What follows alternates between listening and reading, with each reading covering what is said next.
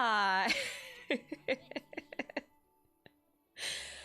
Well, you know, I'm early for the time I thought I was supposed to be here, but I'm very late for the time that I said I was going to be here. So, I don't know if that means I'm early or late, technically, at this point. Hi. Thanks for waiting. Sorry about that. I legit thought I put 7:30, and then I didn't put 7:30, apparently. Oh. I don't know if you can hear that. It's quite an ingenious method. So I'm not prepared at all. This is going to be a little bit scuffed at the beginning. I'm sorry. Although, when am I not a little bit scuffed is a good question, actually. I wanted to turn something down a little bit. That's better. Okay. Okay. Should be good. I pulled Emily. Yeah, I pulled Emily. I like Emily. I wanted another Dendro applicator that was like off field.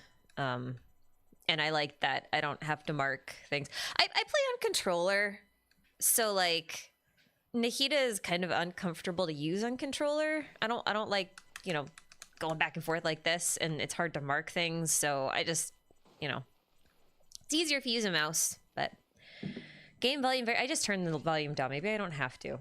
I keep forgetting that what I hear is not what you guys hear. Let me turn the audio here back up again.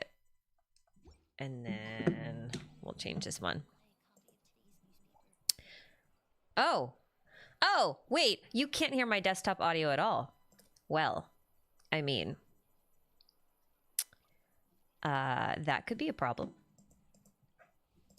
Hold on. Let me figure out what went wrong there.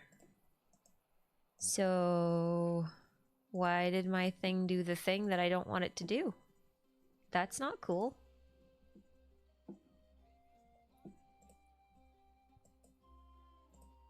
Huh. Okay, hold on. I don't... Oh, is it just super quiet? Oh, I guess it's just super quiet. Okay, no, it is working. Oh, jeez, okay. Is that better? Why no Twitch? I don't know how to use Twitch.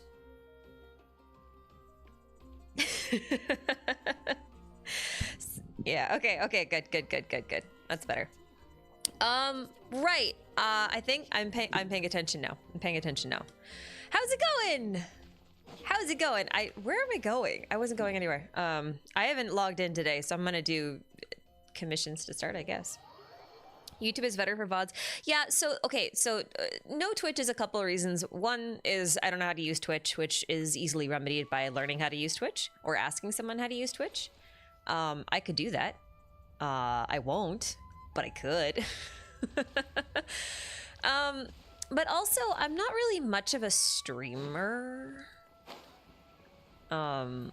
So I feel like Twitch is better for people who do much more regular streams, and much longer streams, I think. It just feels like the application is a little bit different. I feel like the types of streams I do are a little bit better suited for VOD styles, and I think YouTube's a little bit better for that. This looks like an apple. Looks like an apple. Okay, I'm moving. So yeah, that's basically why no Twitch. I don't know. The audience is also vastly different. There is a lot when it comes to like the lingo and stuff too. It is different. Not in a bad way, it's just different. I feel like such a boomer whenever I have to go on Twitch. And I'm not even a boomer. Have I played all the world quests? I think. I've played a lot of them. I think I've played most of them. I ran out of space on my computer twice. So I'm assuming that's all of them. I hope it's all of them. No, actually, I say that, but I'm missing a couple. I'm missing a couple that I know exist. But there are a lot of quests for, like, the little guy, the little dragon. I named mine Grendel after the, Beowulf. So if you hear me say Grendel, I'm talking about the little Geosaurian companion. Yeah. So if you hear that. Is Xbalanque my new King Deshret? No. No. Definitely not. Have I gotten all the achievements? No. Okay, so let me back up. That's a lot of questions. Hold on. I'm gonna slow this down for a second. Hold on. So here's the thing. Everything is deciding to not. I don't like this AI generated summary. Stop hiding my screen. I hate it. Oh my god. Okay. Make it optional. I don't want to look at it. Right. Okay. So I don't know if any of you saw. I assume some people saw. I decided to stop doing recaps. So I think if you're going to want to get a lot of recap videos and stuff, you're probably going to end up going to Minsleaf because she regularly makes them. But I decided to stop making them because A, I don't find them fun, and B, I'm actually not sure how helpful they are. Because oftentimes the recaps that people, or that are easiest to do, or any of that kind of stuff, those are the ones that, like, you can just rewatch the quest for. And they're usually fun to rewatch, and I don't know, those are also usually the ones people pay attention to. So in the end, I wasn't really sure how useful they'd be. And they were really starting to, I don't want to say they were starting to stress me out, but they were starting to bog down my schedule. Like a lot. Like I'm 3 recaps behind, technically. And that's too many. I just, like, it was turning into a backlog that I could just never catch up on. Like, at this point, I'm supposed to be working on a Simulanka recap, but then I was just like, every time I think I want to work on the Simulanka recap, I end up making a whole video on a single topic that was based on Simulanka without actually going through every quest in Simulanka. And I'm just like, is this, like, worth doing right now? So, yeah, I don't know. And then also doing them for multiple games was kind of hard. Like, doing the recaps when it was just Genshin was fine. It was, you know, routine part of the course. But once I started doing them for Star Rail, and then I lost interest in doing them for Star Rail, which is a whole nother topic. But I started then doing them for ZZZ, and then I realized, wait a minute, ZZZ is a lot shorter. It's a lot easier to rewatch things, and obviously you can just replay them. This isn't useful for people at all. And then I started questioning the Genshin ones, and then I'm just like, I'm not doing this. So what I'm gonna do instead is I'm going to be, how do I put this? I'm going to be, instead of doing like a single patch recap, I'm going to be doing quest line recaps. So instead of doing, let's say, the Natlan Archon quest recap for part 1 and part 2, I'm going to wait until we hit the finale. Then I can recap the entire thing, and it will be one video at the end. And I think that'll be better. So what that also means is more theory videos, more speculative, and more analysis videos, because I'm falling way behind, and I don't think anyone understands just how many theory videos there are that I want to make that I just can't, because, like, I feel obligated to make all these other ones. So that's what I'm gonna do. And if you play Star Rail, it's gonna be like the Penacony one, where, like, I went through 3 patches worth of Penacony quests and put them all into one video. For what was the one I did for Genshin? Oh, for Genshin it would be like the Nartzenkreuz one, where we went through all of the Nartzenkreuz quests, all the separate ones, and then put them together into one nice cohesive thing. And I also thought that would be good, because if you ever wanted to, like, binge through watching multiple recaps for one quest line, like say the Nartzenkreuz quest, instead of having to watch 4 different videos, and then be like, well, that theory that she put there is outdated and that analysis doesn't hold up anymore. Or, you know, instead of like doing that and like kind of losing focus or losing immersion, it's much easier to do it like towards the end. And then the analyses and all that predictions and whatnot can kind of like stay as their own thing. So I thought that'd be better. So I will do something for the Archon quest. But I don't quite know how I want to structure it yet. I'm still kind of trying to figure that out. If only because I got really distracted by a few things in the world quests. My dog is laying on the wire for my headphones. Hold on. Fenris, can you not lay on that? Come here, come here, come here, come here. Come here. Here, take this. Take this. Good. Vinny. Vinny. Where did you go? Jesus. This dog thinks she's a cat, I swear. Anyway. HSR 2.5 first half is going to make a lot of people's wallet scribes. Is Face Shop popular? I only caught up on the Star Rail story today. Like this morning. Like that's how far behind I was. Shocked, thanks for the super. Lore is my drug and your brand of crack is amazing. Thank you for all you do. Well, thank you. I have a lot of fun putting these things together. I'm not always right, which, you know, is actually a good thing. I think this would be really uninteresting and actually kind of problematic if I was right all the time. Yeah. But the possibilities are fun. We learn things. Yeah, all the good stuff. I'm just gonna like let them handle it.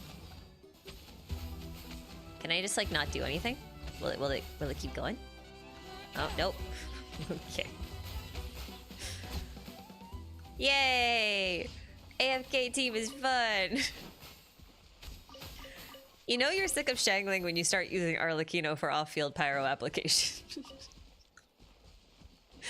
Oh.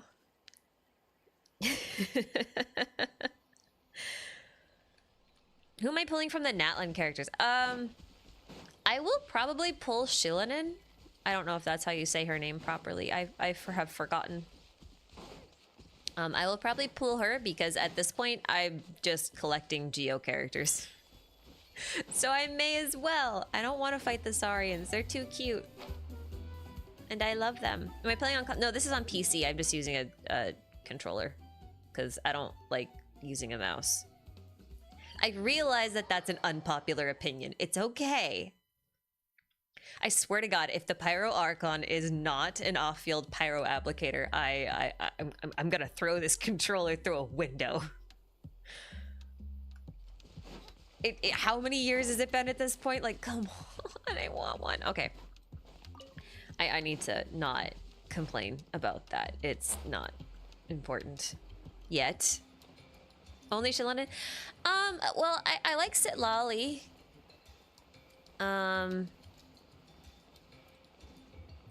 I'll be honest. I think the Natlan cast of characters is my least favorite cast in a region thus far as a set. I don't like many of them. Or rather, I shouldn't say I don't like them. It's not that I don't like them, it's that they don't appeal to me. Like, I don't necessarily want them. Does that make sense?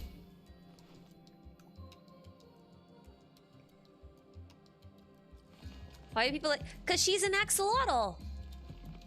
I like axolotls. Well, you know, okay, to be fair, we don't know if I don't know if I like Sitlali yet, but I like parts of her design, and I like the axolotlness, and also they call her a granny, which I think is going to be really funny. Among other things, like little things like that, you know, I think she has potential. So, but we'll see, obviously, after we meet her. But like, I don't like Chaska. I don't like Olaruns, or Arurus. The O-Man! I cannot say his name. It takes me so many takes. So many takes. I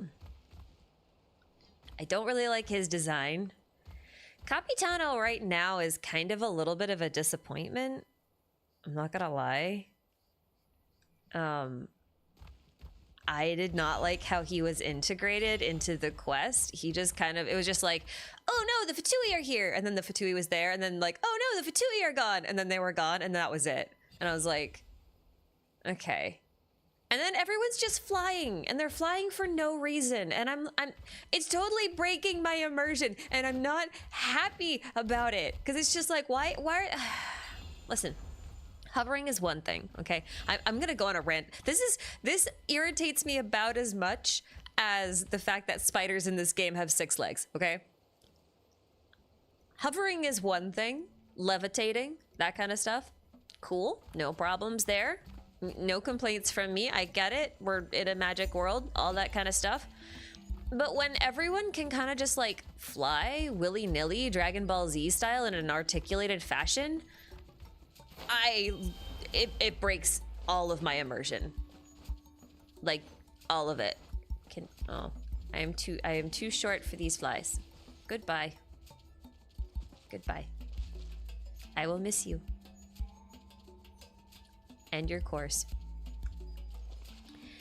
Gods fly all the time. Not in Genshin though, right? Because like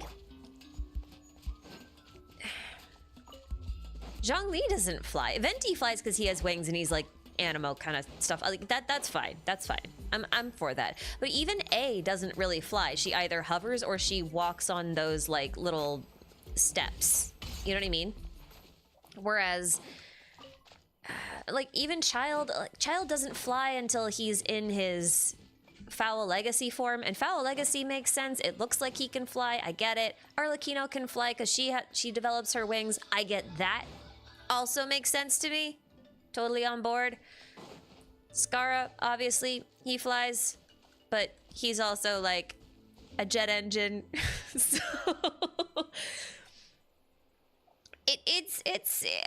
yeah. Nuvolet's a dragon. He's fine. It's fine. But like Farina doesn't fly. Focalors doesn't fly. Nahida like hovers. She doesn't fly. Like I need to make sure that this is a very distinct articulation here, because like hovering above the ground, like floating, is one thing. But if you're zooming around in the sky, like go pew pew pew pew pew pew pew, like you're wearing a jetpack, like that's a totally different thing to me. I don't know. It bothers me. I didn't like it. Did not like it. Hey, I want the berries. Why are you chasing me? What did I do to you? Are these your berries? Oh, I'm sorry. I'm sorry. I'm not sorry enough, but I guess I'm sorry. Oh, you too. Is that your dragon? Oh. Okay, well.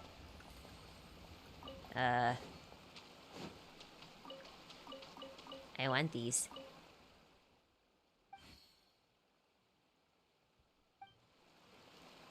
Oh yeah, that's right. They like those berries, huh? Anyway, it did look like a DBZ fight. That actually might be what bothers me more. I'm not a huge DBZ fan. I like Dragon Ball. I just didn't like Dragon Ball Z.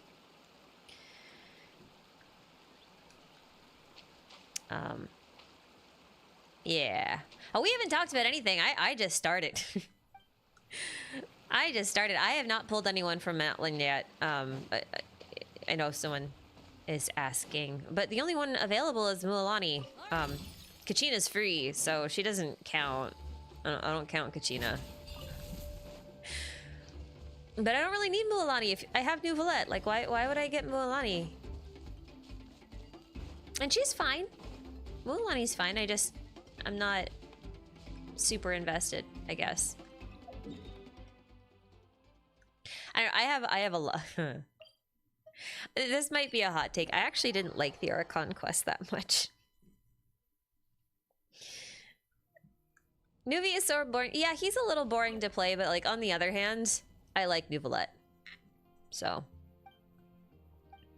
yeah, okay, so let me clarify a couple of things. I liked the lore that was presented in the quest. I did not like its execution. like in any respect. I thought most of it was clunky. I thought most of it was like exposition dump. I thought we took a few steps backwards from the last couple of quests that we had, the Archon quests that we had, and I'm annoyed. So, I liked Kachina's little arc, but like, oh, I wasn't even reading. What? I'm just hitting the button. What is this a quiz? Oh dear.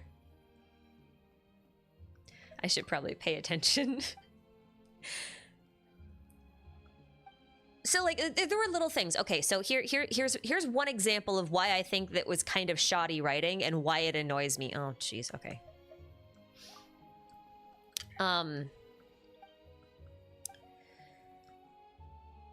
That moment when Mavuika decided, oh, I have to give my powers back to the Sacred Flame in order to keep it burning. And then she gives them back, and then she goes, oh man, I should have taken a picture of my flaming hair before I lost the ability to have flaming hair. And then like 2 scenes later, the next time we see her, she has her flaming hair back. And yes, they kind of rectify it, I'm putting that in air quotes that you can't see, by having her say, or having people describe it as like, oh, this is just her consciousness. This isn't really her. But like at the same time, it's like, really?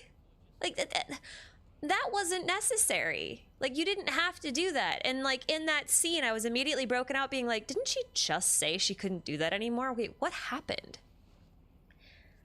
So like it's little things like that that were littered throughout these 2 quests that really felt off to me in terms of the execution of how they were telling the story. Like I need to be very clear, like the content of the story I thought was good and fine, and I am all for it, and I will be feasting on the lore for literally months to come. But the execution of it, I was not on board with. Not at all. So there were little stuff like that. Did the Saurians really eat all the Celys in Natlan? Oh, okay. I don't know. However, would you like a theory?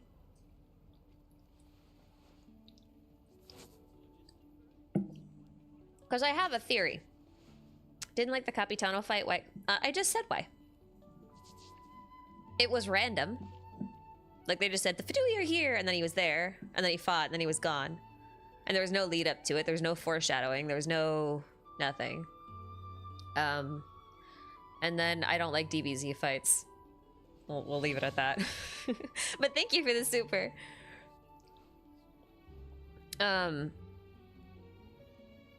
Yeah, so it was mostly that. Like I need to be very clear on that, because like I think I can say, well, I didn't like this quest, and then a lot of it comes off sounding like, oh, well, predictions that you made didn't come out right. Obviously you don't like it, or you're unhappy, because it's not about that. But that is something that pops up in my comments section, and like in my head, these 2 things are very different.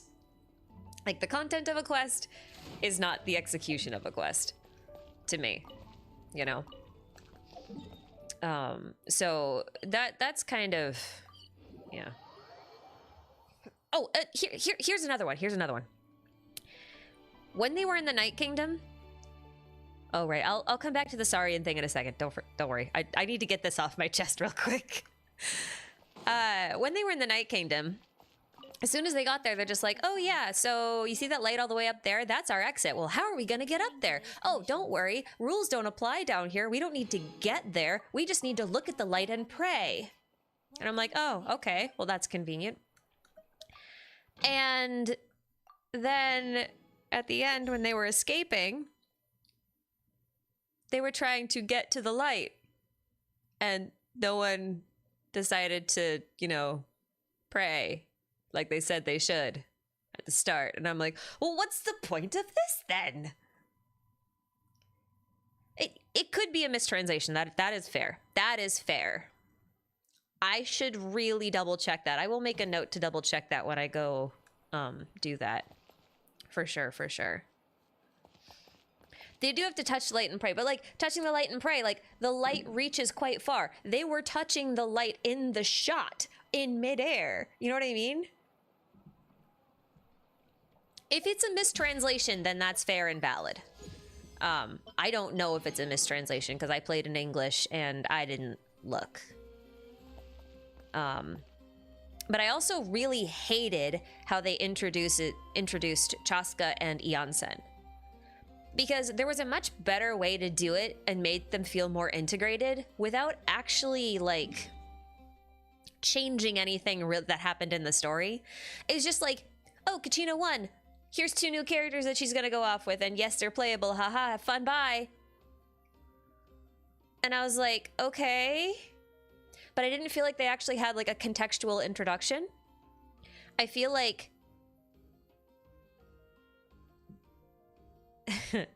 You can see the traveler reaching for the light, and you can clearly see them not touch it. No, the light is touching all of them because they are illuminated in the light in the scene. They're not touching the crack, that's true, but they don't but like that goes against like what they said in the beginning still, because they're saying, oh, we don't have to touch the crack where the light's coming out of, we just have to be under the light. And when they say that, they are standing under the light. So maybe it's not the same light, but it still drove me crazy because his hand is literally right there.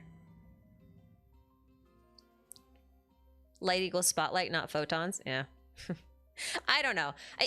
The whole thing felt really bad, and it like someone else said, it could 100% be that it's a mistranslation and there's some context that's missing, and I will check that.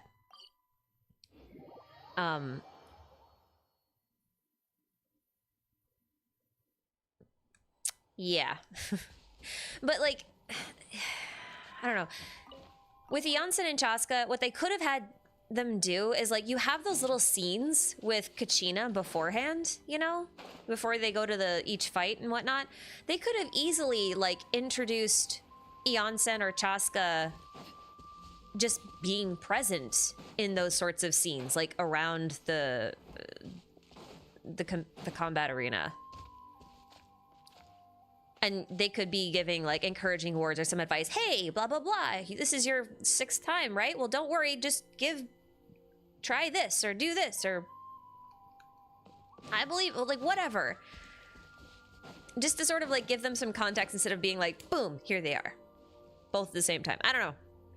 It felt really forced. I didn't like it. There's just a lot of little things like that, okay? Like that's where was I going? I forgot where I was going. Okay, we'll just head here. But yeah, so there's that. I'm done complaining about the Archon quest's execution. Obviously I was quite annoyed. And I could probably complain about a lot more things, and I probably will. But it's also one reason I don't want to do a recap right now, because I feel like I should just focus only on what we did learn and be helpful. That's, yeah, I just would rather be helpful than constantly complain. I'm always sad when these die. Okay, so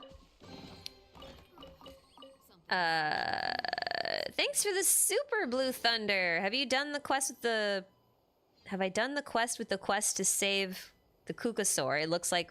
No, okay. So that's the only one I think I haven't done yet. I think that's the one I'm missing, because I didn't know where it was. I think that's the only one I'm missing right now. Barring, like, a couple of other, like, little tiny missions with the little guy. Yeah. So that's the only one I haven't done. I think that's it. So I'm still digesting. I got really, really, really distracted, not just with 2 other games that I was trying to catch up on, but I got really distracted by the Shadow Pin quest that I don't remember the name of, but the one over in the Tribe of Echoes.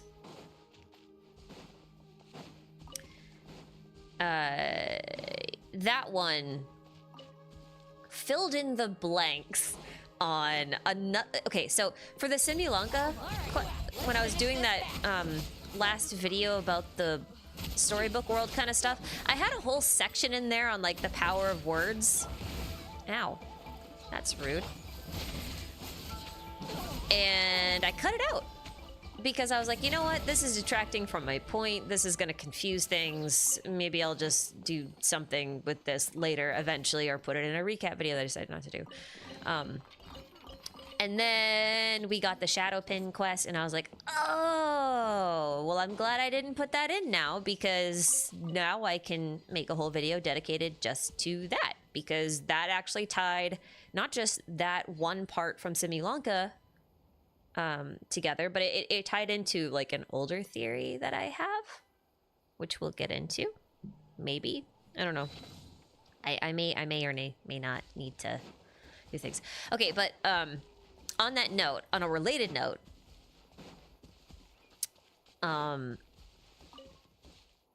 is it the weapon ascension materials? I don't have them all yet. Is it the weapon ascension materials that have the dragons devouring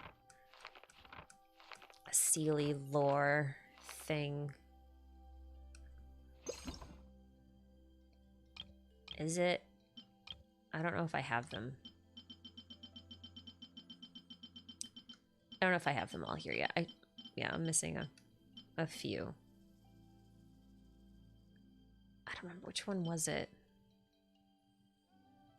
I should really go do a couple of runs just so that I have these.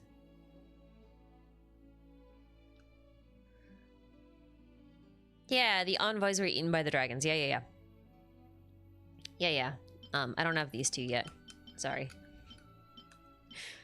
I'll get there.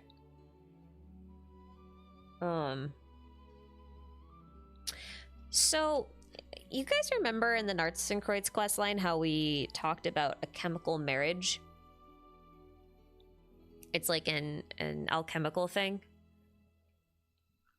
So, like, in alchemy, there's like a red king and a white queen, and they're not like real people or anything. They're metaphorical, right? And they're supposed to form a chemical marriage, so an alchemical union, right?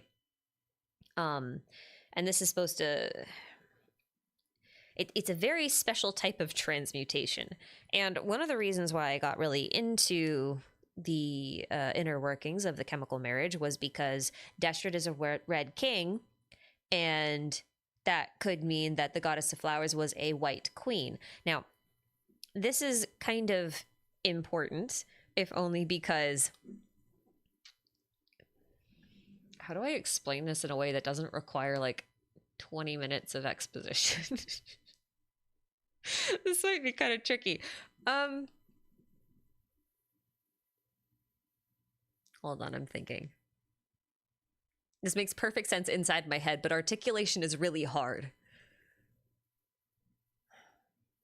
Okay. I got this. All right. I'm going to make a couple of arguments that you guys can argue against after I finished spewing out this idea, okay? I think Celys are from the Night Kingdom. And in fact, I think Moon Sisters are also from the Night Kingdom. And I think all three of them work together. Now, I also think that the Night Kingdom is the equivalent of the realm of the dead, but I want to take that a step further and call it the realm of memories. So if you guys have watched my Bubble World video, or if you play Star Rail, this would be the equivalent of a realm made entirely of memoria. It would be an intangible kind of dreamlike chaotic realm associated with being asleep, dreams, that kind of stuff. Okay? Got it? So to me, that is a white queen. Those are thoughts. So the Red King, in this case, would be the physical world, the world that is awake, where things are very deliberate and defined and permanent, I guess is a good way to put them. And how do I call this? That it's basically the waking world, right? This is the reality that you're in. So the idea here is that I think what they're going for with this chemical marriage idea, and this does apply to the Celys, you'll see in a second, is that you have someone physical who is taking something intangible and chaotic and uncontrollable, so like a thought or a memory or a dream, and they are bringing it into existence. So when you take this chaotic thought material and you apply your will to it in the waking world, you can make it physical. So a really practical example of this is like, say, I want to build a house for birds. And so in your mind, you're thinking, okay, what does a house for birds look like? Does it look like a little house? Does it look like an egg with a hole? Like you imagine what this would look like. And that's kind of this flexible thing in your head. You can change any angle, any color. You can do whatever you want. It's like instant boom, boom, boom, ever changing, ever shifting, not really this perfect, solid, unchanging image, right? It's very fluid. And then you're like, okay, I have a good idea of what I'd like to do. And then you sit down and you build it. Like Platonism. Yes, it's a lot like Platonism. It's a lot like Platonism. So at that point, you have basically turned a thought into a thing. So you've merged this realm, of consciousness into the physical realm. And to me, that is your chemical marriage. So when we talk about celies, and the reason why I'm looking at celies as being like, I think they belonged in the Night Kingdom at some point. And there should be a connection with the Wyobs that I haven't quite worked through enough to share my thoughts on yet. We'll all get there. I have just realized that's a mushroom. That is a crystal in a mushroom. How many years has it been? And I just never knew that. Okay. Anyway. So my thought is that if ley lines are like sort of the blood vessels of the world, right? Like its circulatory system. What we know flows in that circulatory system is memories and elemental energy. To me, elemental energy represents the awakened world, the physical world, right? Because it's the building blocks of the physical world. We know that.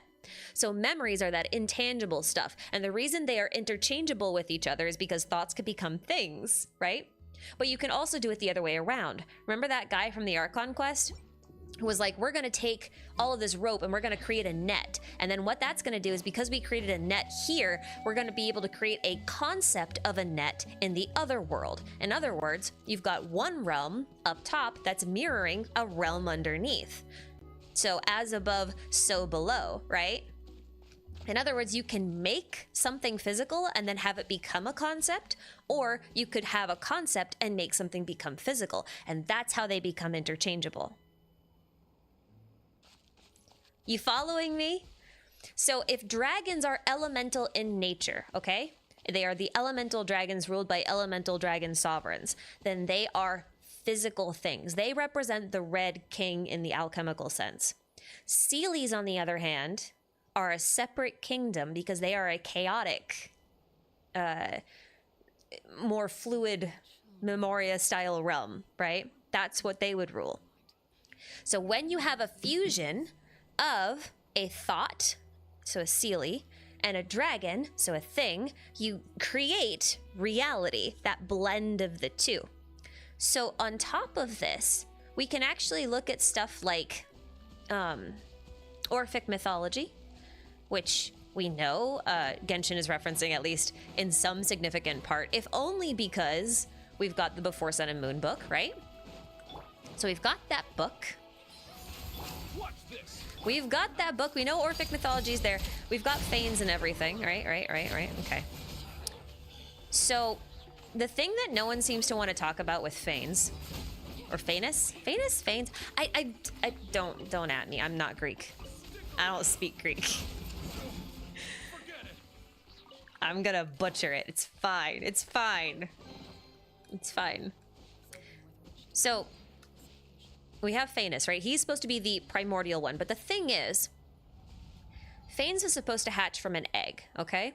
But in Orphic mythology, Phanes was hatching from the cosmic egg that was laid by the union of Kronos Ion and Ananke. And Kronos Ion was a serpent of time, and Ananke was a serpent of inevitability or fate. So you have time meets fate. Merge together, create a cosmic egg. I've already mentioned Nabu. She was at the beginning of this explanation.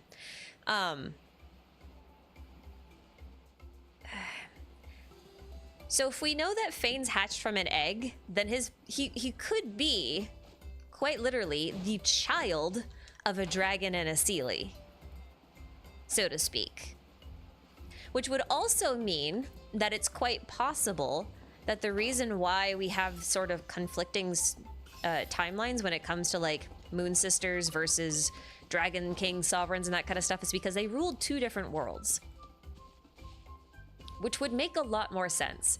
And if the Moon Sisters are gone, and they at one point ruled the Night Kingdom, for example, then basically what you're left with is a whole realm with no one controlling it, no one governing it, right? So of course it's gonna go haywire.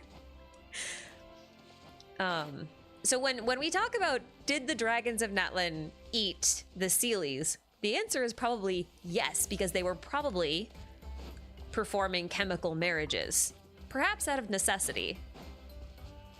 Because as the world becomes less and less stable, right? Perhaps we actually need that kind of thing. My Kachina is not actually built. I don't know why I'm using her like that. I actually don't know why I'm using her like that. That's silly. Anyway, I don't know if I actually said all of the things I wanted to say. I kind of lost focus halfway through, but that's normal. I'll write it down at some point and put it together because it's actually part of a larger theory that I've been working on. And shockingly, it's going to be the Destret analysis that no one asked for. And this is just a part of it. It's going to be glorious.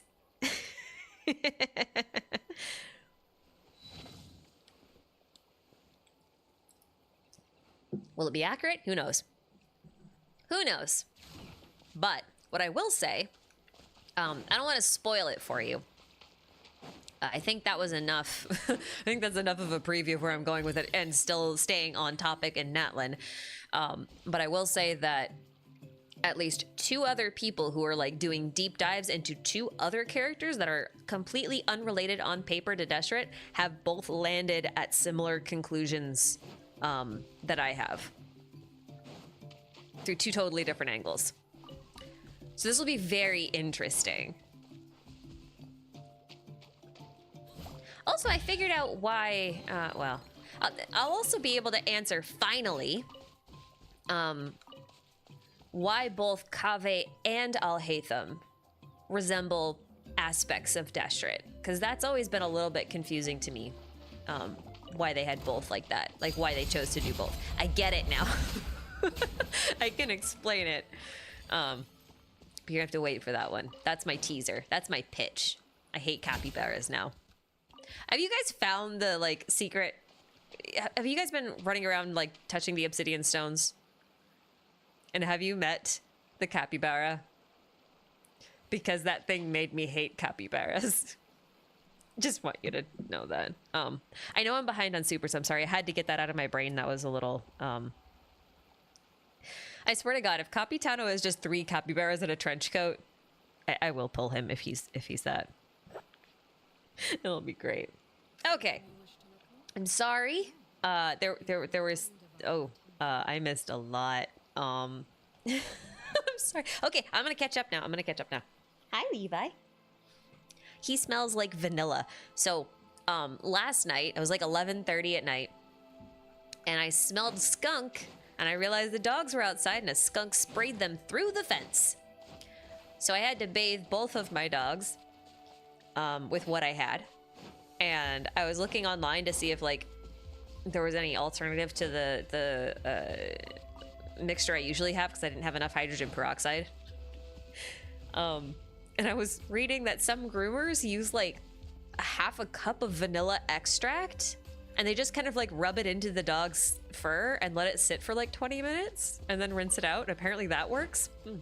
So my dogs kind of smell like vanilla. I didn't use that much vanilla. I use it as like an aftershave. Can I call it that? Oh, I just realized there's like a obsidian. Oh, nope. You know what's fun about these though? Is if you don't want to fight them, you don't have to. You just possess them. It's just the babies you fight. So sad.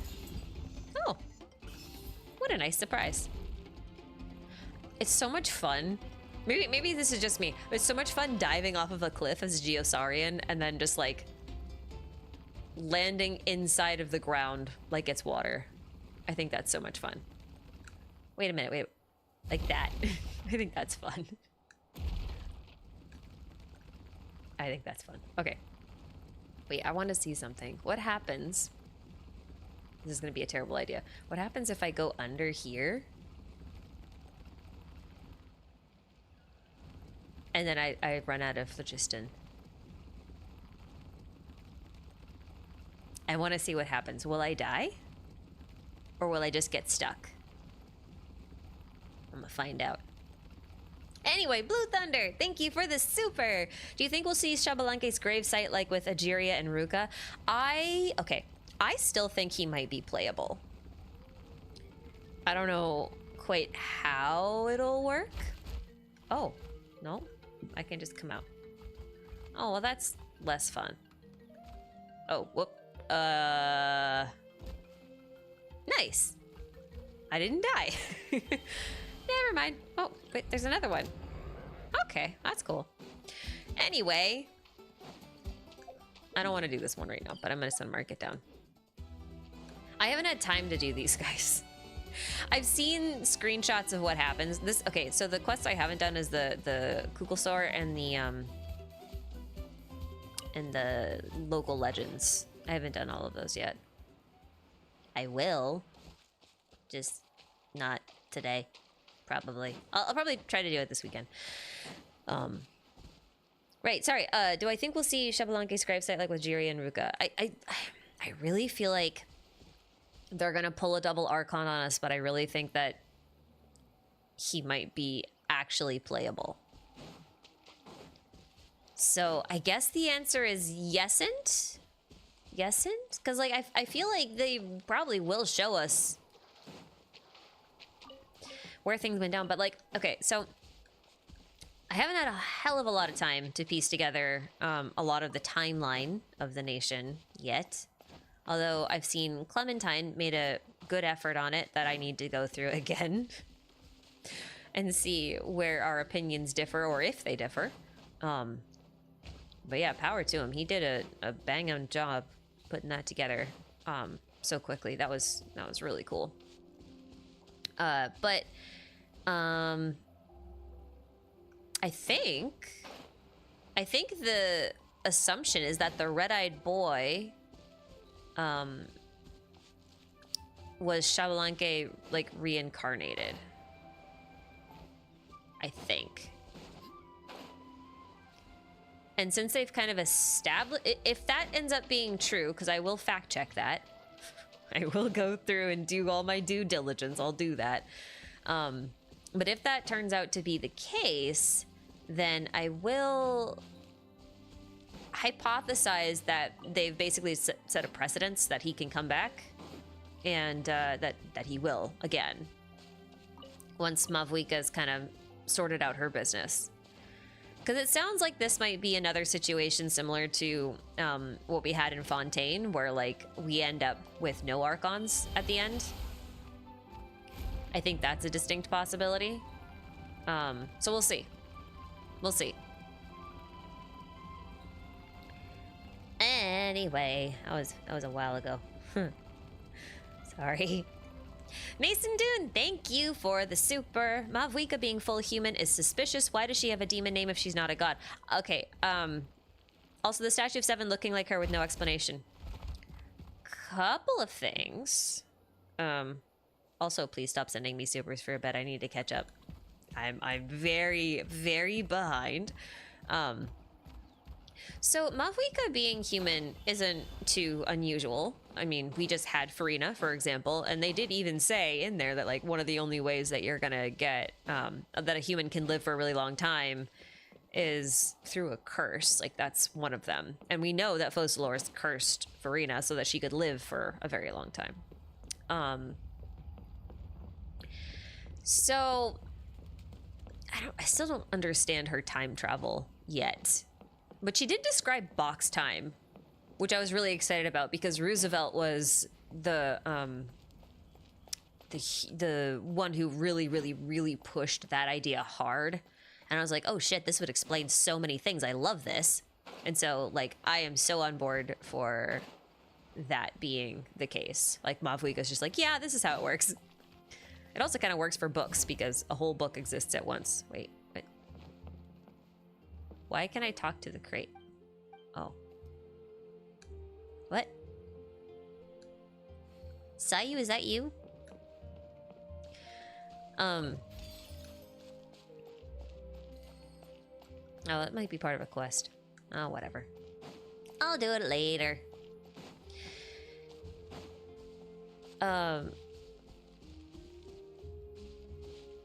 So her demon name, though, I think her demon name might be quite a bit like the ancient names that everyone else has.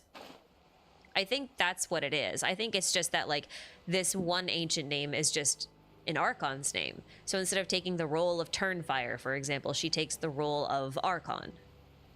That's what I think is going on there. So that's not too suspicious. As for... Oh, what's this? Oh. One of these. Okay. As for the other part...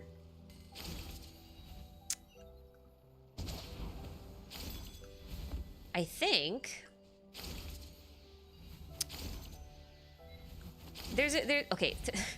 There's a couple of possibilities here. I disagree with... well, I don't really disagree. One of them is that the statue resembles her because the ley lines were destroyed, and so the statue no longer changes. So let's say, like, if she was the Archon 500 years ago, if the ley lines were damaged beyond control 500 years ago, then, you know, this would have kind of, like, locked the statue shape in place. That's a possibility. The other possibility is that the statues don't resemble current Archons. They resemble the last Archon. So, since we're talking about box time, right? Like, since we're talking about box time basically says that the past, present, and future exist all at once, right? And that whatever you change kind of changes in a ripple in every direction. And that's kind of the idea. Like, if you drop a rock into a pond, the ripple will go in all directions, that kind of thing. If time is the pond. So, if she's the last Archon, then the Statue of Seven, in my opinion, should look like her. If that's the case. Because when the statues were created or something, then perhaps it just knew because box time, right? Like, it knows what the ending is going to be. Paimon. Stop that. I don't know why I'm running around the edge. Let me go somewhere else so that I'm not, like, being stupid. Let me go somewhere else. Yeah, so that's my current take. I think it's one of the two. I think either the ley lines got screwed up 500 years ago, or either the statues represent the last Archon there will ever be. Yeah. Because so far that holds up. Although, well, yeah, no. I mean, that would actually be a really hard one to disprove unless they come out and say something else explicitly. So, yeah. Anyway. Kang, thank you for the super. Can the Ode to Resurrection revive anyone or no? You can only revive the victors. So, that when they send teams, if your team doesn't win, then no one can get revived. So, yeah. I think that's basically the extent of the rules. I don't think there are any more complicated rules than that. There might be some restrictions, but I'm not entirely sure. But that seems to be how they've set it up so far.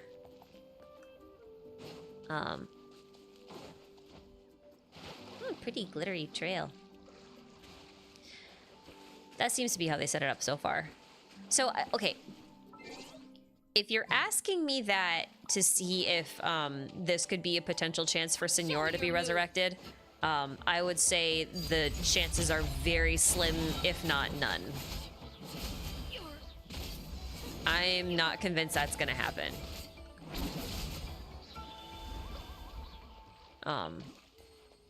Yeah, it seems like it's a whole thing. Like, the way it went down in the quest, it seemed like... I have to go through the quest one more time. But it seemed like Mavwika had to, like, go find people's souls herself and then take them back. So, Oh. Oh, there's a little guy. Hi, little guy. I love these little things. They're so squishy. I love them. Squishy little things. See, I guess it's the Orna. I guess it's the Orna.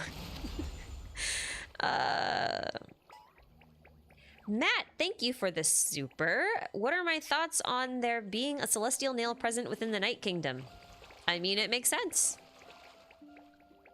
Well, actually, hold on. Let me just put this little guy back in his painting, and we're gonna go look at something. I want to show you something. Or rather, I want to ask you guys something. Gimme. Okay, hold on. I think it's easiest to see here.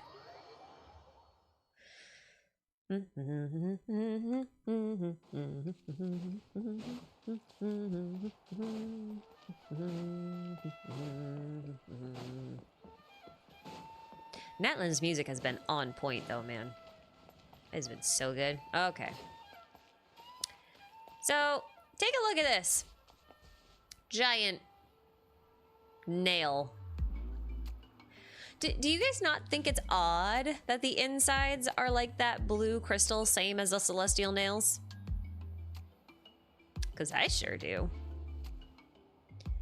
Especially since the celestial nail systems are connected to the Wyobs, and the Wyobs are like holding the whole place together in place of the ley lines. Like they're like the patches where the ley lines are too fragile to do anything. I think that's interesting because, like, my whole thing with the celestial nails is that regardless of whether or not, like, my whole theory about spirit veins and terraforming is accurate, we do know that the spirit or that the celestial nails were used for terraforming, and that they were used to push back the abyss. The one in the Night Kingdom, if you manage to clip into the skies down there so that you can land on it, or if you just zoom in on a camera, you'll notice that it's actually corrupted with abyssal power. And what's fascinating to me about that is this is not the first time we've seen that with a celestial nail. We saw this happen with the chasm. I just realized this is like actual glass.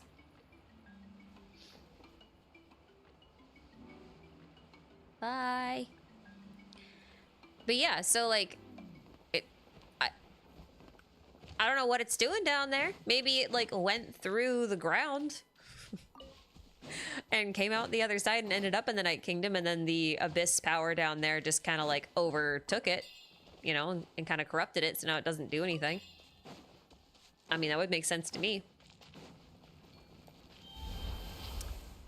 But that's kind of my take on the celestial nail down there. I don't think it's supposed to be like, I don't think Celestia intentionally put a nail there.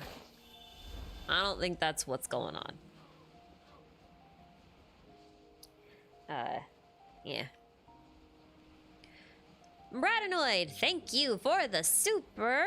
Do you have any thoughts on contending fire and the sacred flame and their relationship with the world? I am constantly rotating them in my head like a rotisserie chicken. They are the equivalent of the Oratrice, Mécanique, d'Analyse Cardinal. Is it that one? Yeah. and indemnitium. Same thing. Yep. Same thing. Wait, what?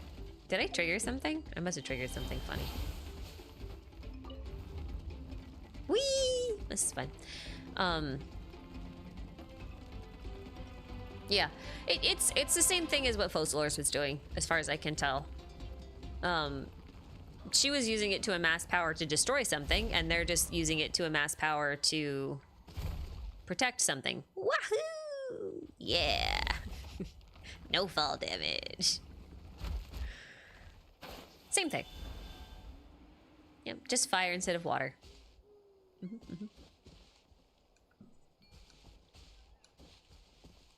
I wish I had more to say on that, but like right now, that's kind of where I'm at.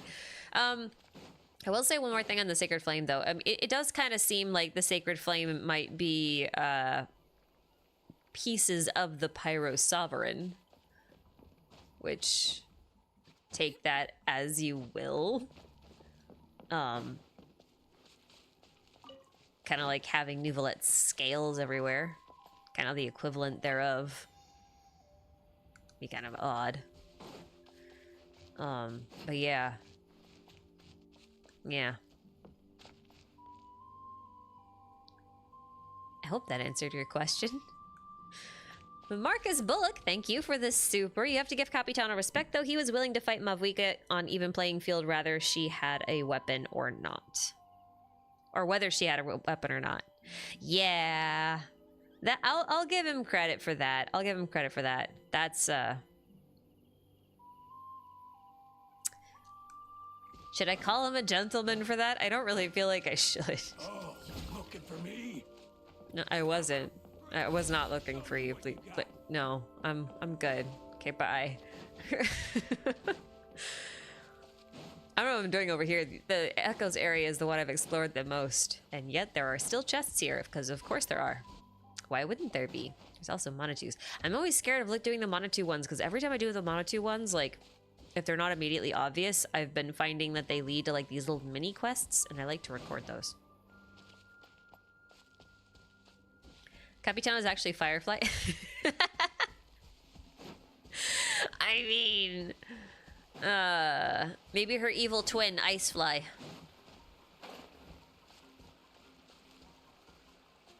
Get it? Because she's a fire. Okay. Maybe not.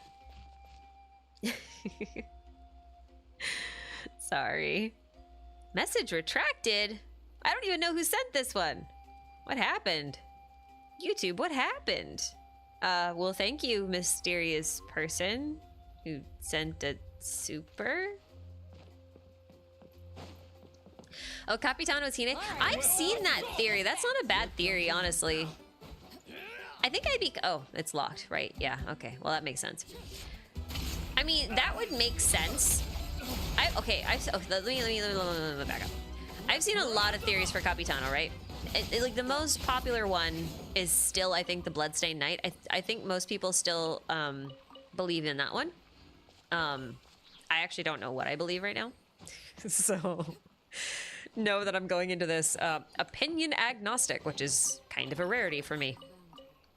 I've definitely seen people say Bloodstained Knight. That one's obvious. I've seen people say... I've seen more people besides me suggest Hunapu, which is also interesting. I didn't think other people would get to that one just because of the convoluted path that I took to decide that that might be a thing. I've also seen the Hine... Or the Hina... Little Sister. I've seen the Little Sister theories. Although that one I think would be the most disappointing to me, just because, like, I don't know how I'd feel if we had this really cool, big, powerful captain style character, and then he took off his helmet and it's like little girl kind of thing. I'm not sure how I'd feel about that. It would feel like Firefly getting baited again, you know what I mean? And I don't know if I want to go through that again. I think once is enough for a while. They can do that after a bit. They need more time in between, in my opinion. And then the other one I've seen is Capitano is Mavuika's dad. That one I think is interesting because, like, her dad didn't show up in that, like, flashback scene. So we don't know what he sounds like, whereas we do know, well, we know what Hina sounded like. Even if we don't know what she sounds like now. But you know what I mean. And we know what her mom sounded like, but we don't know what her dad sounded like. So that could be interesting as well. Someone else said he could be the Sage of the Stolen Flame. Yeah, I've seen that one too. I've seen Sage of the Stolen Flame. I've also seen Cha'ak. I've seen that one as a possibility. So there's a lot of... So, one thing I don't like that they've been doing is they haven't really been giving us as much foreshadowing about Harbingers since Wanderer. I mean, like, they told us all about Signora. They told us all about Wanderer multiple times in weapons and artifacts and all that kind of stuff. And they told us about Child's past, you know? But I feel like they haven't really taught us much about the other Harbingers anymore. Like, I feel like they just don't do that until it's, like, pretty close for them to release. And I don't like that. I think that's annoying. I think that's annoying. Anyway. Imagine if he's just a dude, just straight up a really strong guy. Yeah. My thoughts on the other three tribes. Well, I mean, I have thoughts. Do I share them? I think... I don't know anything really about the Collective of Plenty. So I'm not going to say anything. Obviously, the Night One's been built up a crazy amount. Because, oh, fortune tellers and weavers and all that other kind of stuff. And they have the Iktomasaur? I don't know if that's how you say it. But if you don't know, Iktomi was a, I believe he was a trickster spider deity from Lakota mythology. So spider dragon in a weaving tribe all about fortune telling seems like spiders weaving fate. Very, very, you know, very lore core. So I think that's the one I'm most excited for obvious reasons. The Kugasaur tribe, which one is that one again? It's Chaska's, right? What is her tribe's name again? I forgot. I don't remember. I'm mostly just interested to see if the Kugasaurs... I'm more interested in the Kugasaurs than I am the tribe right now. We'll see. I'll do more digging as time goes on and see if I don't find anything that makes them more interesting. The thing is like right now the tribes are kind of just like the extended families of the characters that we get to play as.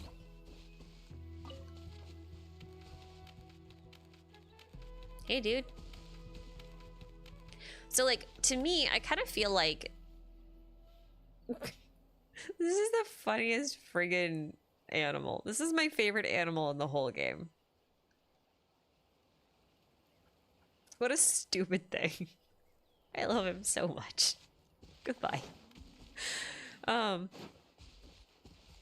feel like how much you are interested in a tribe is related to how much you're interested in the playable character from that tribe, right? But maybe not. Maybe not.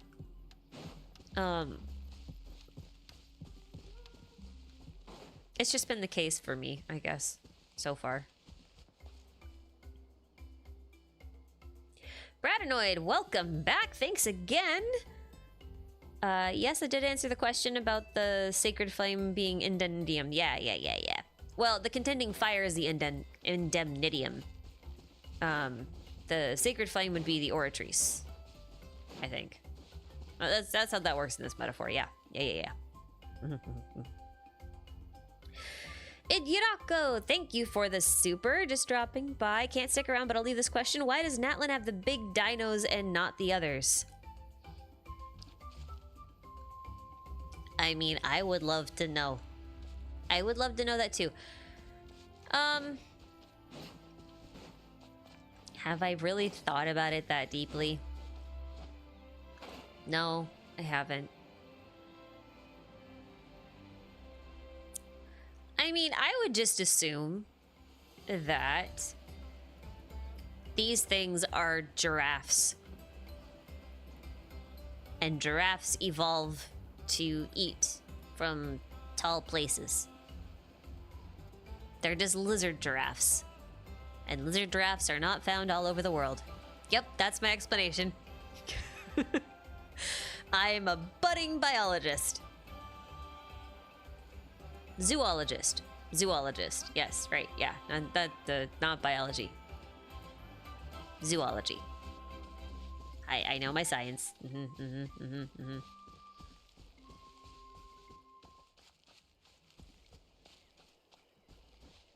Please give us info on Sandrone. Yeah. That would be nice. It'd be great if friggin' we got one Sandrone mention and then like a tease. And that's it. We didn't even get a model, man. Like, come on. I don't like it. Wow.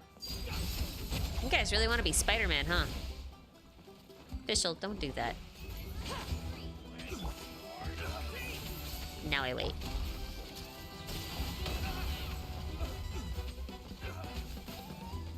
I just want to see if it'll kill him without... Oh, no. I need to actually pay attention or I'm gonna die.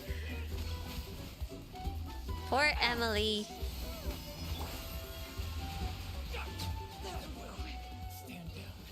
That worked.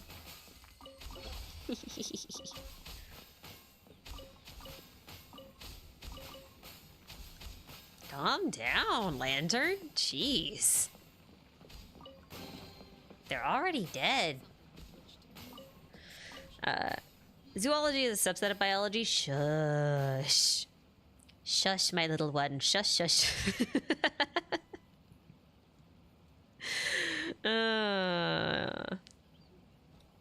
Runa, thank you for the super. Why do you think the Heavenly Principles don't seem to care that Natlan changes Archons often and that normal humans can get the Gnosis at any time? The Heavenly Principles are asleep. We learned that in the bedtime story Archon quest. Like, they are, like, legit asleep at the wheel. Which is interesting in the context of what I was saying earlier about the whole, like, chemical marriage thing. Like, trying to dream up concepts and whatnot. Oh, that's a quest, too. I don't want to do it yet. No. Don't want to do the quest, but you know what I do? See, there's all these little quests that, like, don't have quest names, necessarily.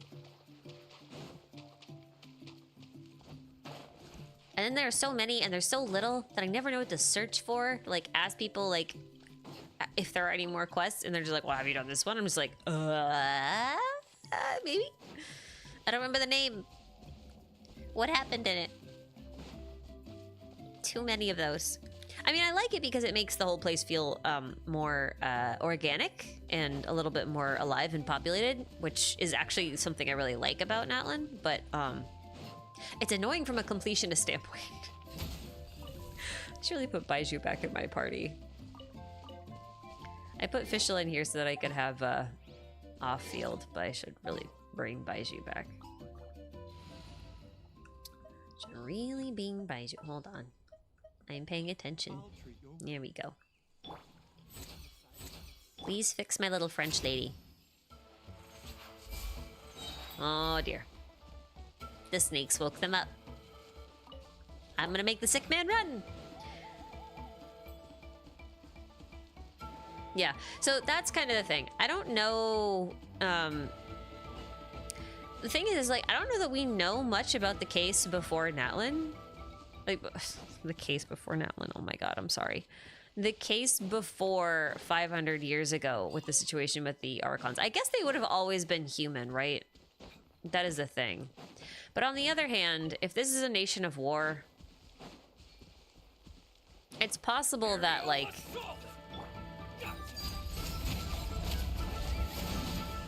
It's possible that, like, the wars that happened in Natlan were good enough proxy for, like, the Archon War, like, the right to lead.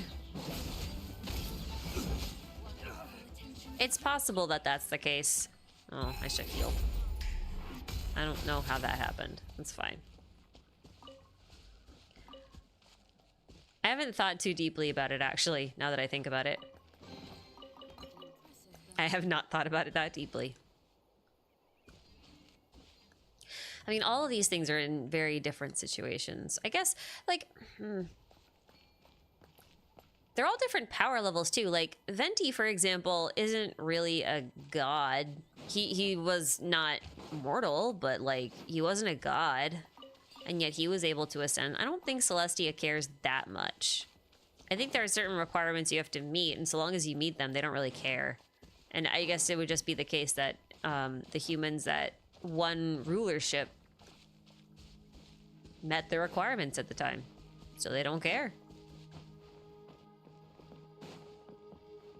The Heavenly Principles aren't very good at law. You guys notice that? Not very good at law. Thank you for your service. Cyber Goblin, this is probably total crack, but could the Wyob be stigmata-style amalgamations comprised of celies? Yes! Oh, man, where's that thing? Oh, dear.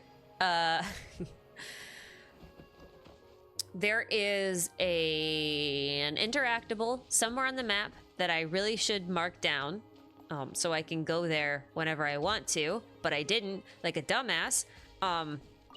There's an interactable where someone straight up calls the Wyobs collective consciousnesses. So the answer is yes. Yes, it's possible. And in fact, that would make a lot of sense. Here's why. Hello. If you guys have done the Dirge of Bilqis and you've met Lilupar, I don't care if you like her or not, you might recall that when you pick her up, the very first time, like her first bottle fragment, she is imprisoned at the base of a beautifully flourishing tree. Everything is beautiful and lush, and there's water, and there's plants and flowers, and the trees in full bloom, all that kind of stuff, right? It's beautiful. And then as soon as you wake her up, everything shrivels up. And then every time you find one of her fragments, every single one is always in this place where it's like a little oasis, like there's water flowing and it's beautiful and it's green and it's lush. And then as soon as she absorbs her fragments, everything's withered and gray and bad, right? And something she says during the quest is that when her kind sleep, the world around them flourishes. And the way I've kind of interpreted this is that you'll notice that there are no celies in Natlan, right?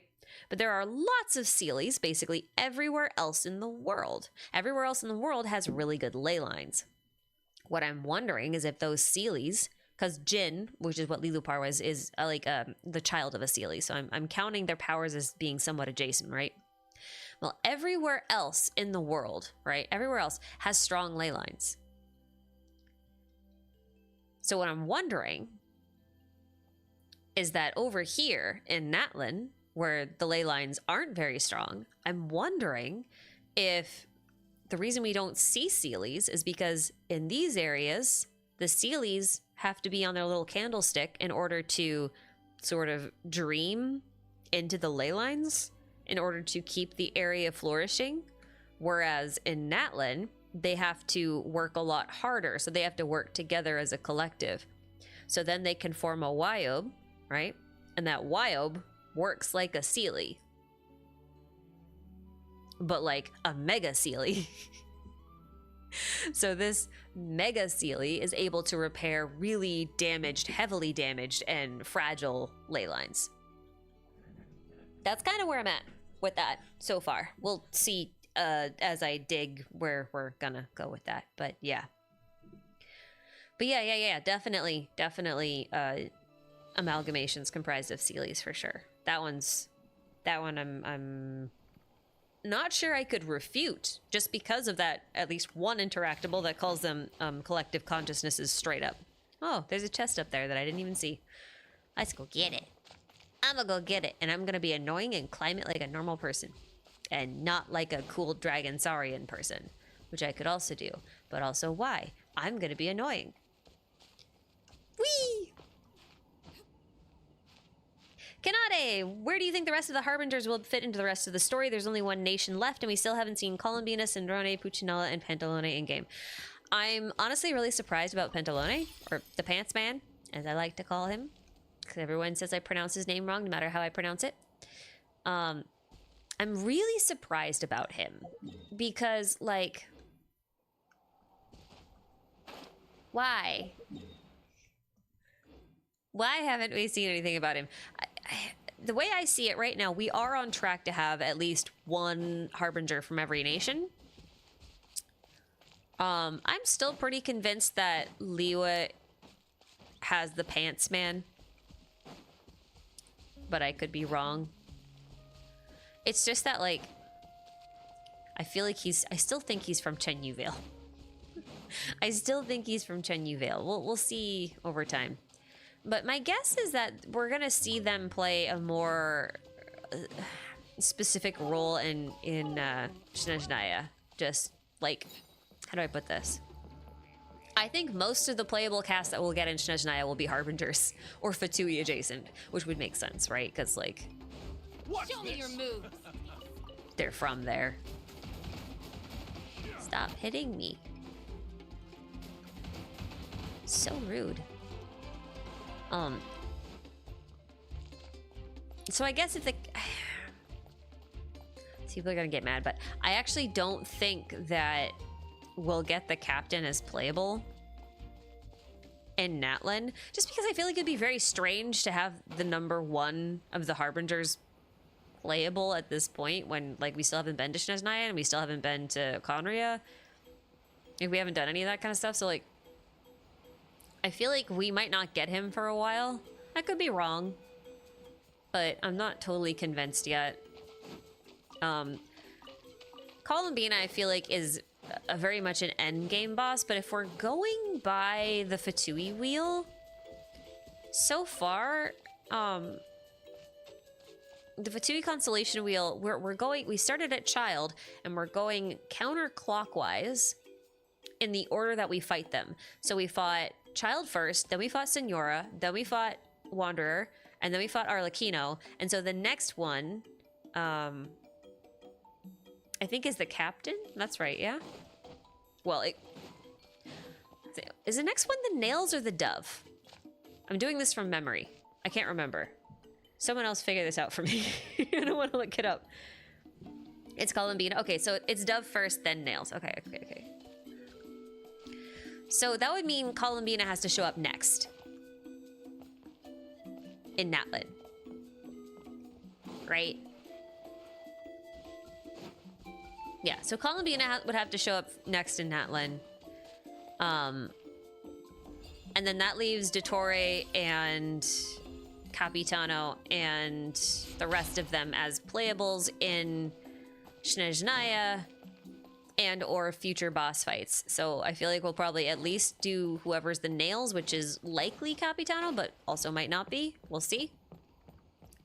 And then I'm thinking that, like, Pantsman and Sandrone, because they are lower ranked, my guess is that they'll just be like regular 5 stars that we get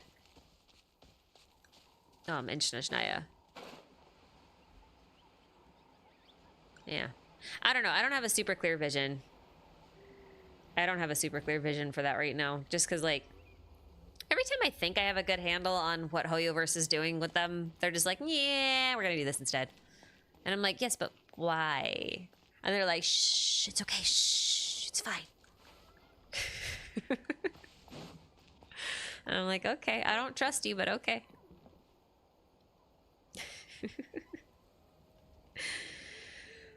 I would love, though, I would love to see some sort of mass invasion of sorts. Not of a nation, but like of a facility or something, or like a landmark, you know? I would love to see multiple Harbingers coming together in one spot before we get to Snezhnaya, so that we see all of their models in game, even if they're just like there for like a, 2-minute cutscene or something. But I would love to see something like that, and I would love to see like some sort of crazy disaster that would then take us into Snezhnaya. I think that would be really cool. Will they do that? I don't know. It maybe. I don't know. But it does seem like they'll be a little bit less important, or they'll be a little bit more on the down low, or maybe there are going to be excuses for us to go back to other nations. I don't know. Because we still have to meet the 10th Harbinger, and they still have to do something about the fact that their 6th is missing. Because I feel like that's kind of problematic.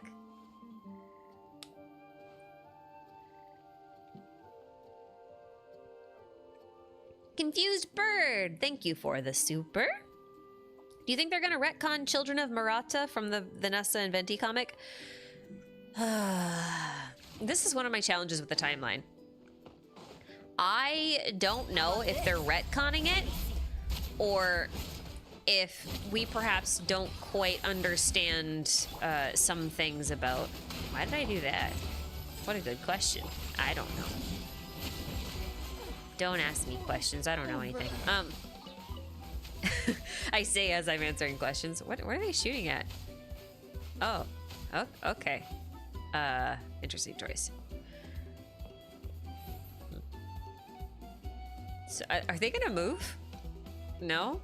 We're just gonna sit here and jam out then. Oh. Well, that was rude. I'm gonna stand here and then see if you can. Now we're just gonna rock out. All right. I feel like there are 3 questions in a row that are all similar, or at least all related. So hold on. First question is, do you think they're gonna retcon Children of Maratha from Vanessa and Venti comic? Yesn't, but that ties into the next 2, so hold on. Do you think the thin ley lines are weak in Natlan because Natlan is in the Borderland billets? No.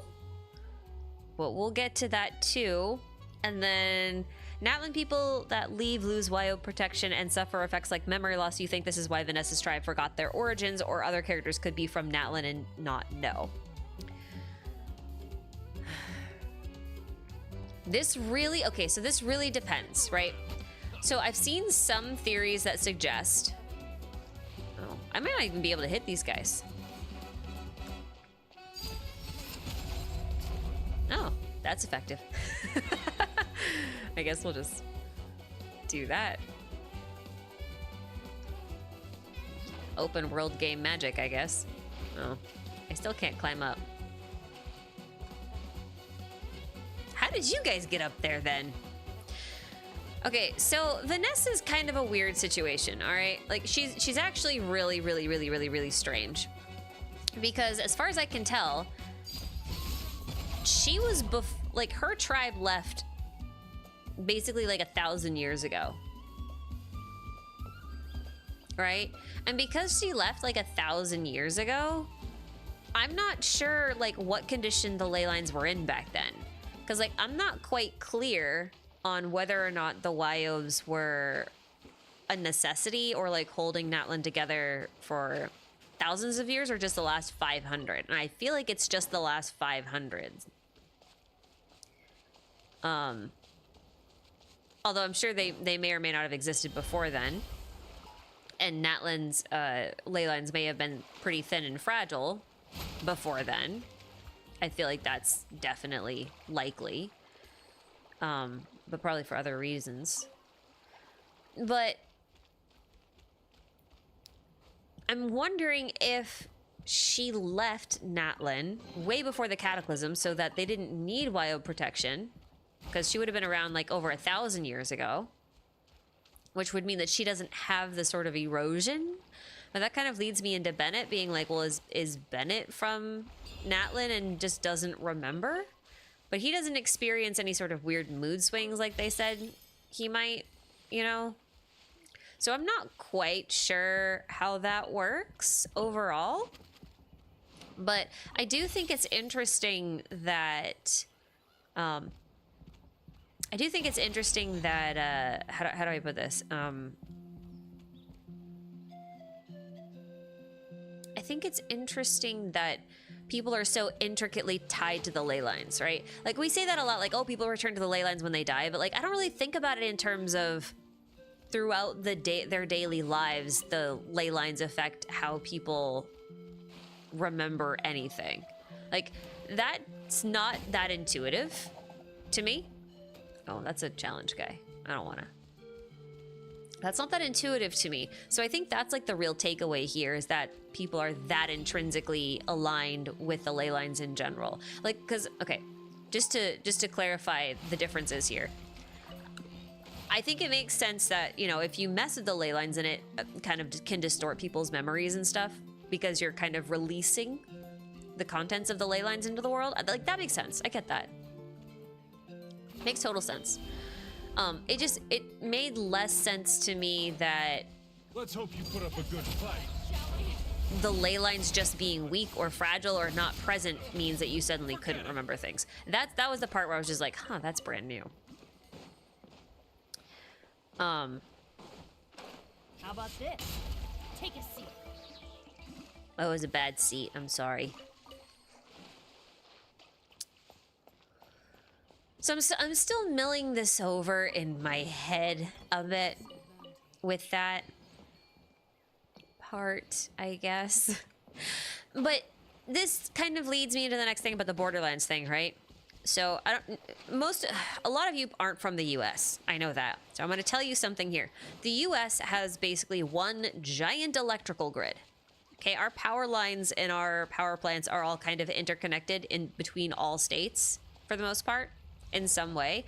So like, if the power goes out in my, like, if our power generation capabilities go down in my state for whatever reason, like storm damage or something, explosions, whatever, if that happens, we can actually draw power from other states that are producing electricity through the grid. So we're completely interconnected. However, the exception to this is, well, Hawaii, because they're really far away, and obviously Alaska, because you've got to go through Canada. But the exception to this, for non-geographical reasons, is Texas. So Texas has its own electrical grid. So when things go wrong in Texas, they can't draw power from other states, which is why Texas is quite prone to brownouts, and sometimes for extended periods.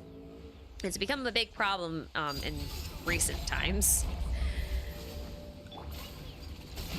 But yeah, so I kind of think of Natlan in this scenario as Texas. Not that it has anything in common with Texas beyond this electrical grid. I'm assuming that the electrical grid is the ley lines. Okay. It kind of feels like either the ley lines were just like completely disconnected to begin with, and because they couldn't like reach the rest of the network correctly, people therefore like can't travel that far because their memories don't travel that far anymore. Does that make sense?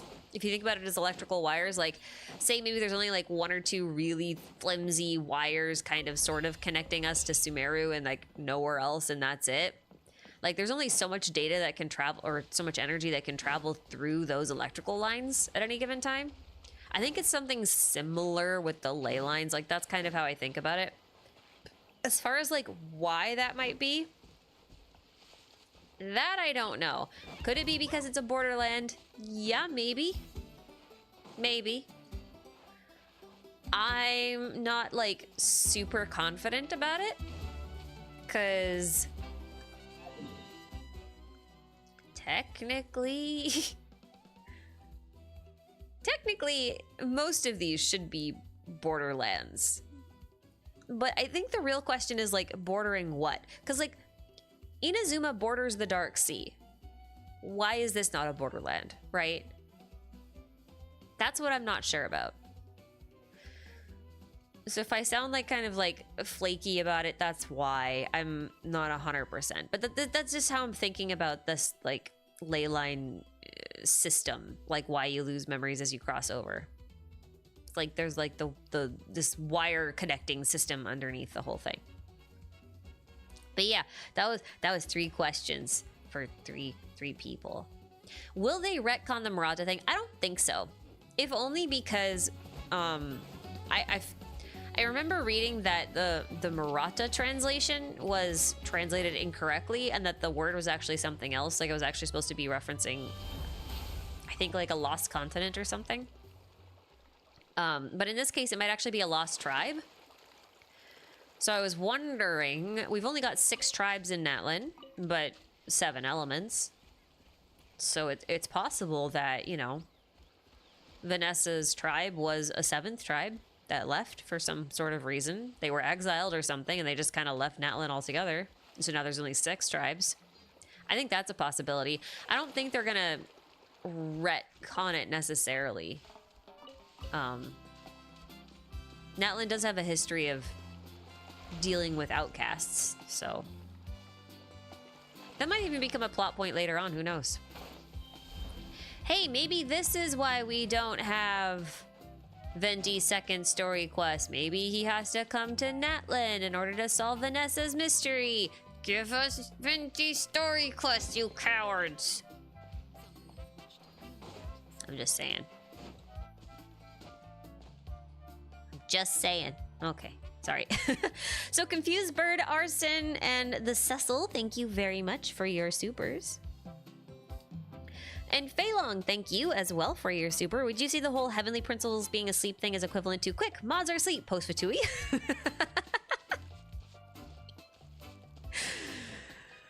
I mean, yeah. It is very much like, you know, mom's taking a nap in the other room. Let's go steal the cookies from the cookie jar before she wakes up and realizes that there aren't any. It does definitely feel very much like that, for sure, for sure. I think that makes sense. The Children of Murata just follow some of the tribe naming conventions of the Children of Echoes. Yeah, like Children of Echoes, Scions also means children in a lot of cases, like descendants, you know? So Scions of the Canopy, People of the Springs, not quite the same, but close enough. I mean, you can kind of see a similar pattern, I think. I still think, like, it's possible that she wasn't even, like, from a tribe. It's possible that she was from, like, her tribe was actually just exiles from multiple tribes that got exiled from Natlan for one reason or another, you know? So that they made up this, like, secret 7th traveling tribe. Which would be quite interesting. You know? Isn't Murata Himiko's last name in HI3? Yes! And that is why, for the longest time, we called the Pyro Archon Murata, because we figured, hey, she's probably going to be related to this either design-wise or whatever, and that turned out to be pretty accurate. Yep.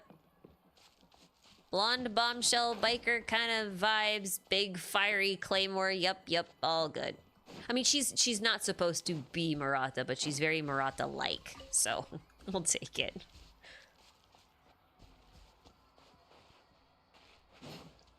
I mean, to be fair, Himiko's thing is all about dying. She usually dies in a blaze of glory, and what better way for the Pyro Archon to make a memorable scene than going down in a blaze of glory in her nation of war?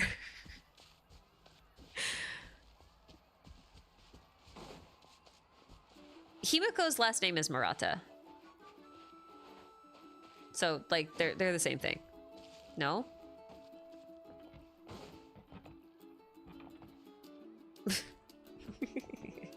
Literally the pyro slime that explodes? I mean, she technically already died once. And she came back. Did you ever hear the tragedy of Darth Plagueis the Wise? No? What is it?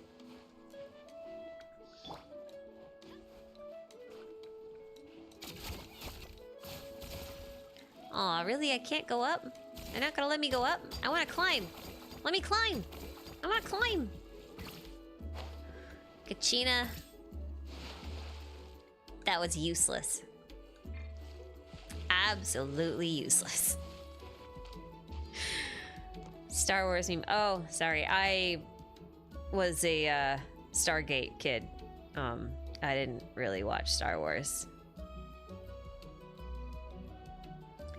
But one certain ordinary magician, thank you for your super. But yeah. That's a whole thing. Fenrir the Firewolf. Thank you as well for your super. Wild theory, but I'm going to laugh my ass off if the entire game is just the twins' wild fan fiction of a book series I like. Okay. Okay, real talk for a second. Real talk for a second. How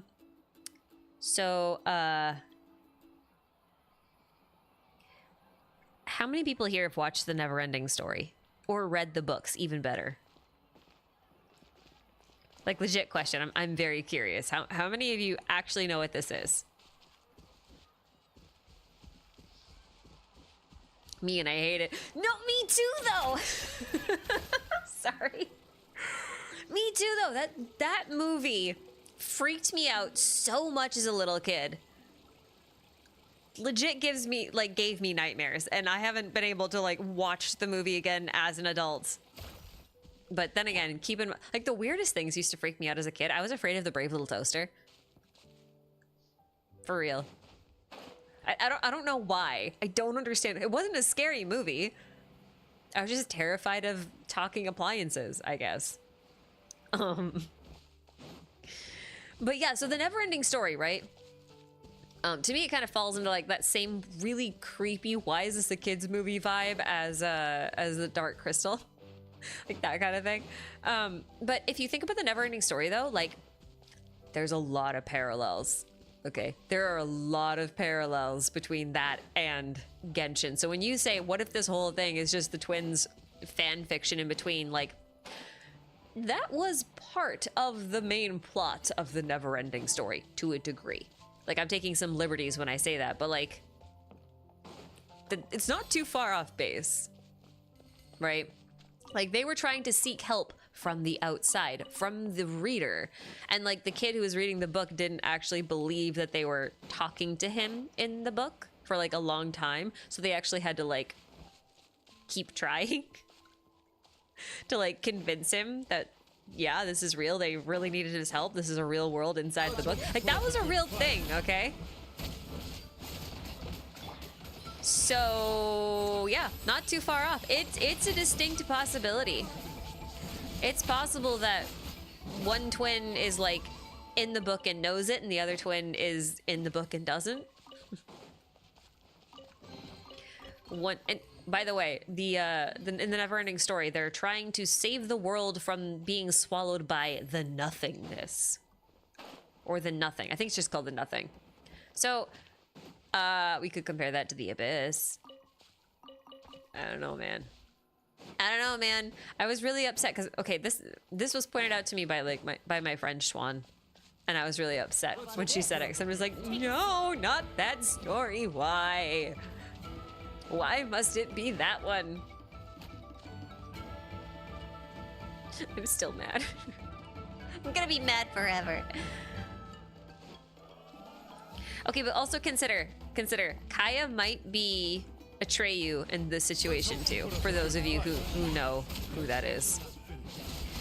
And like, just for like context for anyone who doesn't know, if you've seen the movie, or even if you haven't, like one of the most memorable scenes in the movie is, I guess, spoiler warning. Plug your ears if you actually plan on going to watch this movie.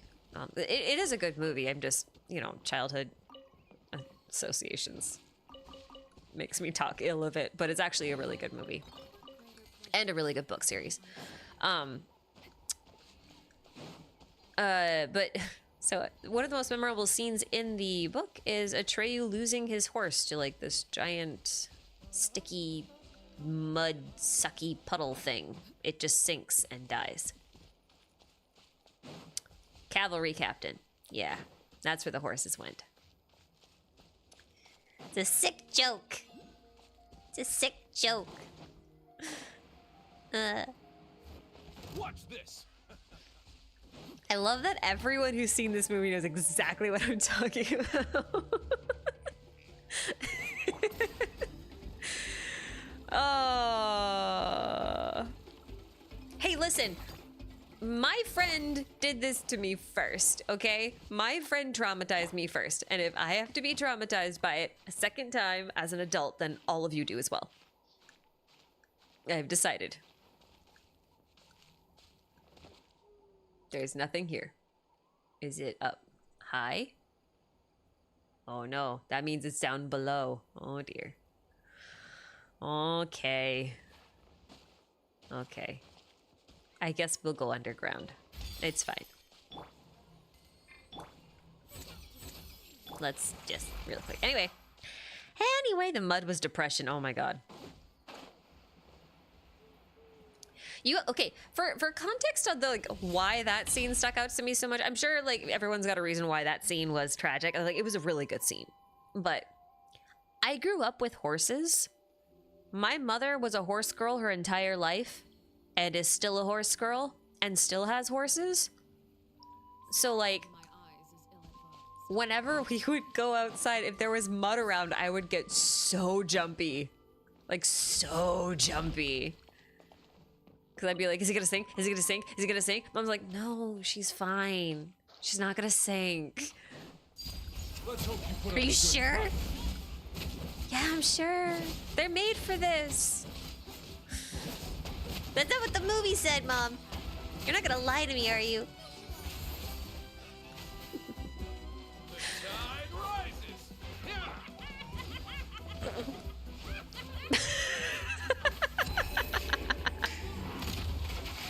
I love this is like my this one right here. This is my favorite Natlan enemy. She's so funny. Like just midway through the fight, she just surfs around and cackles like an evil witch. It's amazing. I love it. She's my favorite. Oh, anyway. Did I ever get this key? Oh, I don't. I don't know where the other key is.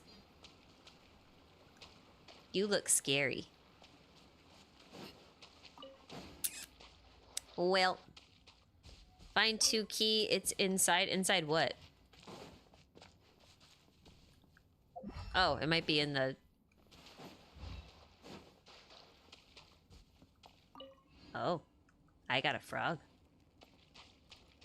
It's on a rope? Ah, what?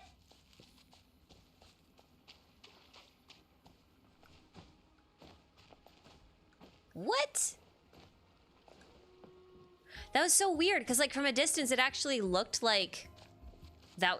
Look, if you look at it from this distance, does that not look like a key hanging on the rope? But it's not. That's kind of cool. That's an optical illusion. Now that you told me it's there, that's all I'm gonna see. All right. Hi. Oh, he doesn't fight me. Okay. Well, that's nice of him. I appreciate it. I'm probably not going to appreciate... Oh. Is this a local legend? I don't wanna. I'm gonna come and grab this and run. Can I grab this and run? I bet I can. This looks like an arena. I don't like it. We'll come back to you. We'll come back to you when I, like, actually want to focus.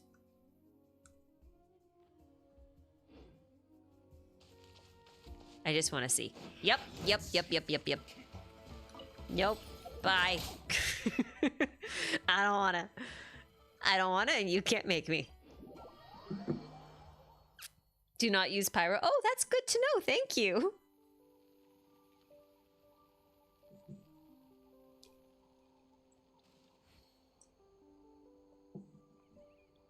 That one is hard. Be prepared. Yeah. I'm sure it'll be tricky. They're all kind of gimmicky, I've found so far.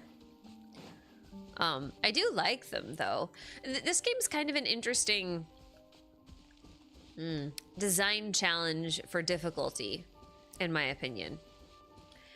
Because if you set up your characters right, like you have such a good opportunity to be in almost perpetual iframe mode, you know? So like a lot of the times when you end up with an enemy that's like supposed to be difficult, it ends up feeling a bit more like it's cheating, you know? Like it feels more frustrating than challenging. I think that's a balance Genshin hasn't found yet. I'm not entirely sure that it will. I'm kind of okay with it just because game being what it is. But you know.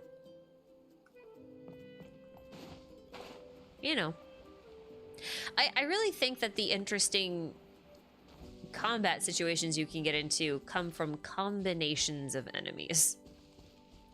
It's just in the overworld we don't get many of those. Hi, little pengies. My little bowling ball little penguins.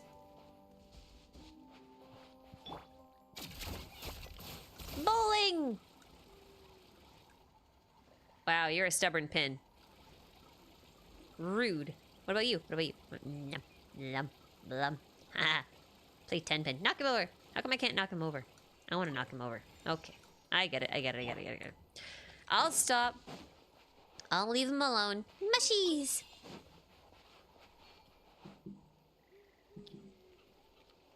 With the success of Souls-like games, I think they feel the need of having harder bosses that one-shot you. Yeah, this is something I see like in a lot of games as a trend now, probably because of the Souls-like genre being so popular. I think a lot of them look at Souls games and being like, oh yeah, people like Souls game because of these like impossibly hard bosses that one-shot you, and it's like, it's not quite the reason. Watch this.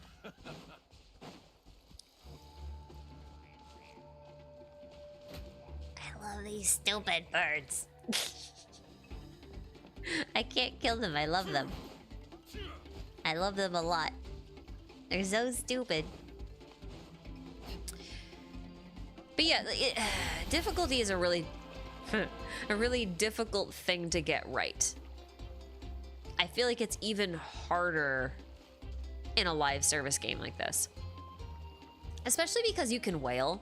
Like, I feel like if wailing wasn't a thing, like if there was only a set number of if characters couldn't get stronger through gambling or whatever, like I feel like if that was the case, like it'd be easier to balance for. But I just feel like live service games in general are also just really hard to balance for.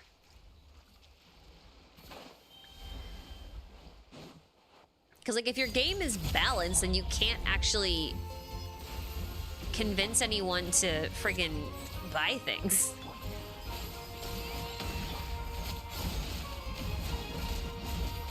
So there's that.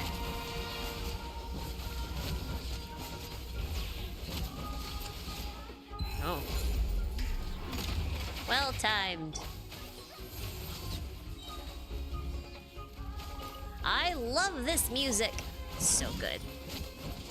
Oh, I didn't actually light him on fire. That was silly. I love the music. So good. There are so many vocal tracks in Natlan. It's very off-putting. Not in a bad way, but like usually in this game when you get vocal tracks, it's because there's something very ancient and mysterious going on. Like Enkanomiya, for example. You know what I mean? Place is full of vocal tracks. You don't get them much elsewhere. Hi. I love this thing too. For reasons I won't explain. Yet.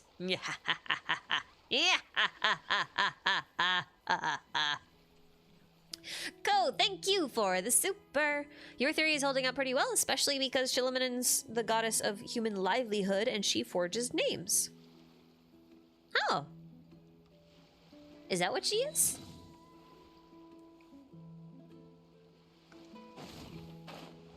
I thought she was a goddess of corn. I guess that is technically the goddess of livelihood, isn't it? Because corn would be livelihood. That, yeah, okay, that makes sense. That makes sense to me. Should we do this? Maybe. We might. Oh, Ko, thanks again. Hear me out. Look up the Aztec legend of the Five Suns because I have a theory that it might be a huge inspiration for Natlan, but it's also cracked. So, okay, so fun. I will. That is something I do want to look back on because I'll tell you why. Tell you what.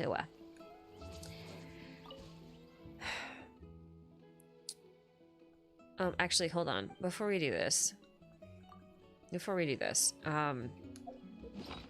is gonna make no sense if I don't. Hold on. This is gonna drive me crazy.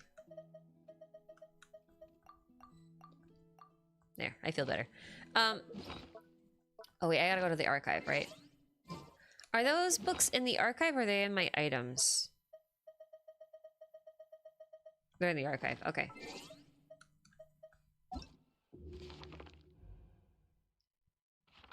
Hold on.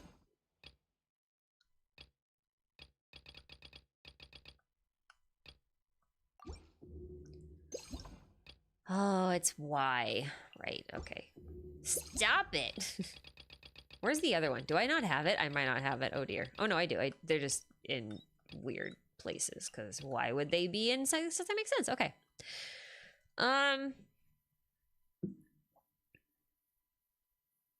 Let me find this spot here, because I want to show you something.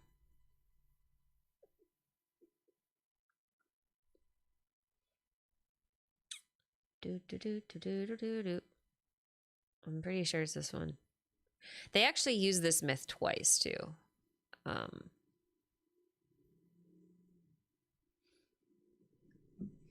I might have passed it.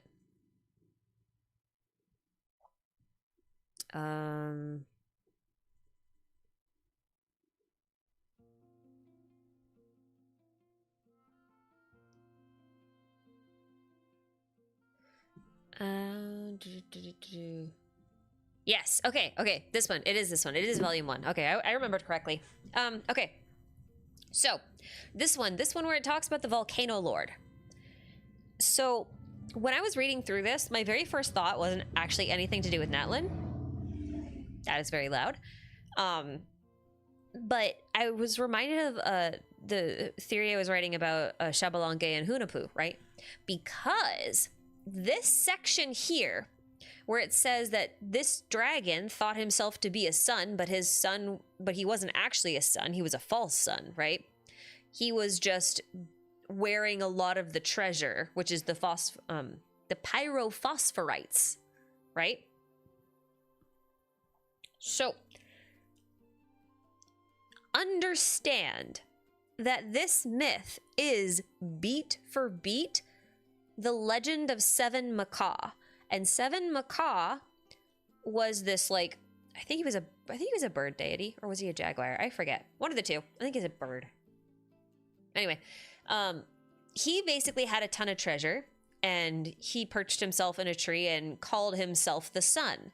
And Xbalanque and Hunahpu tricked him, and they replaced all of his teeth and his claws. Let me go grab it. Hold on.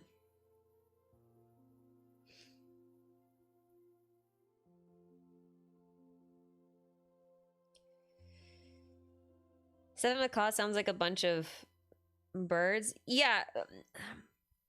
The way Mayan people would name each other, like, often they would call themselves one Hunahpu or Seven Macaw, or like there'd often be a number in there.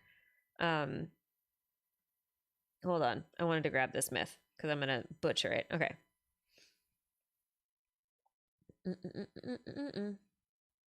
Okay, it says Seven Macaw had built up a following of worshippers among some of the inhabitants of Earth, making false claims to be either the sun or the moon. Seven Macaw was also extremely vain, adorning himself with metal ornaments in his wings and a set of false teeth made of gemstones.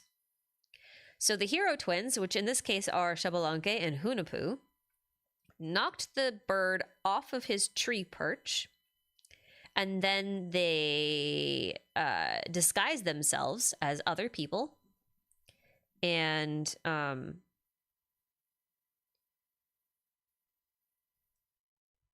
when Seven Macaw had fallen from the tree, he had hurt himself, and so he had asked these hero twins, who were disguised as a dentist and doctor, to fix his eyes and teeth, because his teeth had been broken from the fall, right?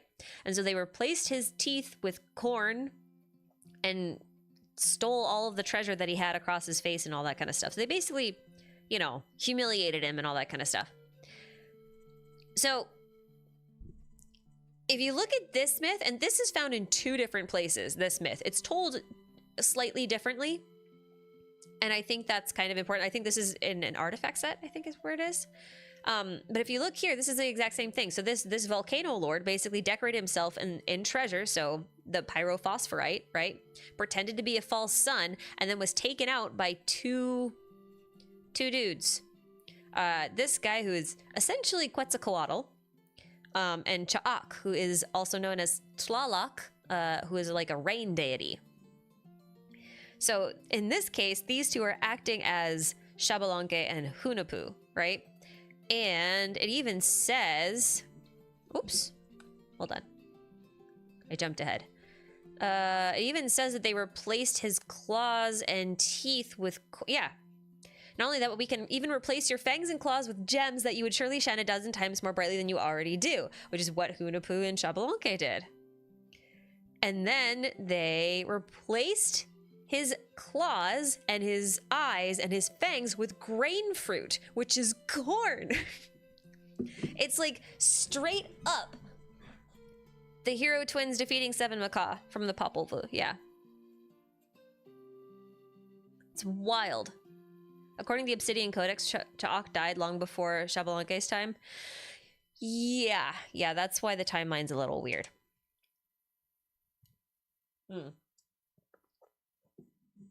But anyway, I like this because it's such a direct reference that I didn't think we'd see, that I think it's very possible that there are some other myths that I'm not remembering that I need to go look for, that they are also referencing almost as explicitly.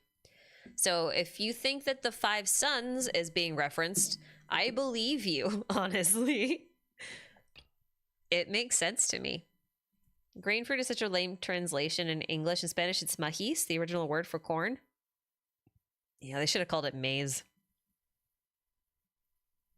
Really should have called it maize. If many Mondstadt characters reference fairy tales, do you have any thoughts about what D-Luke could be referencing? Batman.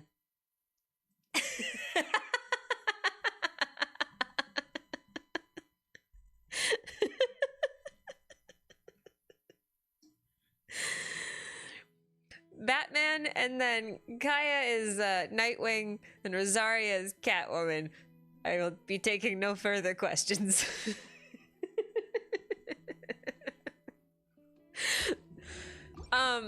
No, I don't. But I don't think that like every single character in Mondstadt is supposed to be referencing a fairy tale character, but I do think that they have a reference to fairy tales in general. And I think in the case of D-Luke, he is the quote uncrowned king of Mondstadt, which should make him a prince archetype within the city.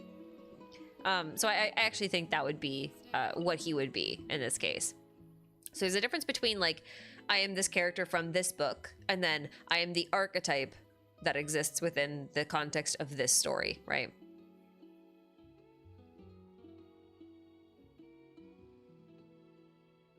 Venti does not fit the Oger? I don't know what that means. Oh, Venti does not fit the Joker. Oh, okay, sorry. Did I go through the ancient temple and meet Legba yet? Yes, I did. Look at D-Luke's special dish. It literally says once upon a time. Does it? Does it? Where's Pile 'em Up?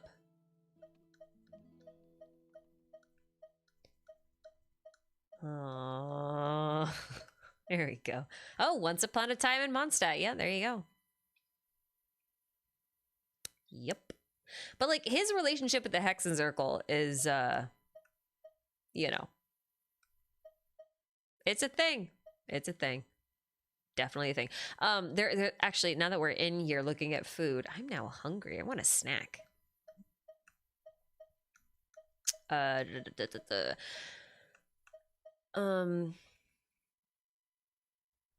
Woodland Dreamed. This one's interesting too, because he basically like created it says the fruits and vegetables are laid out like grass and they stand in tall like trees in this miniature world. In a plate, you circle the mottled city wall, follow brown alleys, and enter the light orange castle. A sweet tender taste then bursts forth like a blooming flower. You open your eyes and there's a smile in the white-haired prince's eyes. So like, also, yes, very hardcore. Are the twins related to a fairy tale? I don't know. I don't think so. Like, to me, the twins are the readers of the books. They are the protagonist, the self-insert, the mysterious traveler from afar. A pretty common trope in a lot of media, you know. SJ Kingston. Hello, thanks so much for streaming on my birthday. Happy birthday. Good. Why are you giving me money on your birthday? That's not how this works. It should be the other way around. Loving Natlan so far. Always look forward to your take on the lore. Thanks for the content and for being your wonderful self. Thank you, and to you as well. I hope you had a wonderful birthday, or if it's your time zone, I hope you will have a wonderful birthday. And please tell me you're getting like a really cool cake. And also tell me what kind of cake it is. Then I will be jealous. And I will probably end up making it tomorrow because now I want cake. But yay, happy birthday!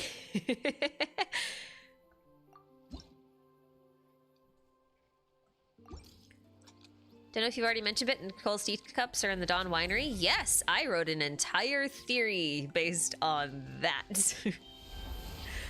Because I think it's really cool.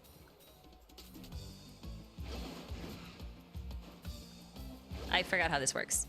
All right, okay. This is so Banjo-Kazooie, man. Oh no, you know what? It's more Crash Bandicoot, but like old school PlayStation 1 games. Oops.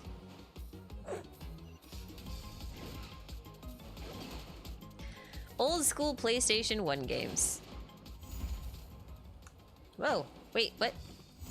Oh, I wasn't paying attention.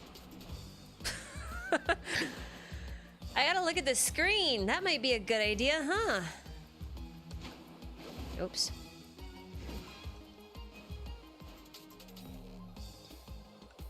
Whee! This makes me super nostalgic.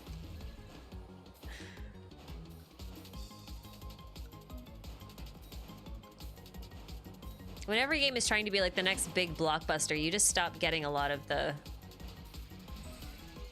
clunky old style games. I miss them. You kind of get them in indie games, but even indie games they just feel a bit different to me. But apparently people are predicting the 10th Harbinger's Comedia role to be Brigella. What do you think? I have also pitched the same idea, so I'm still of the opinion that that's a good one. I think if it's not Brigella, it might be Isabella. But Brigella makes the most sense.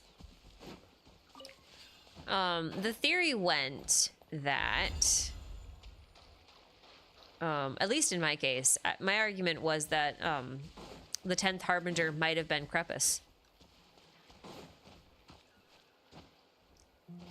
The idea being that, well, he had a delusion, and also he had a mask, which at the time was like, you know, a big fatui thing.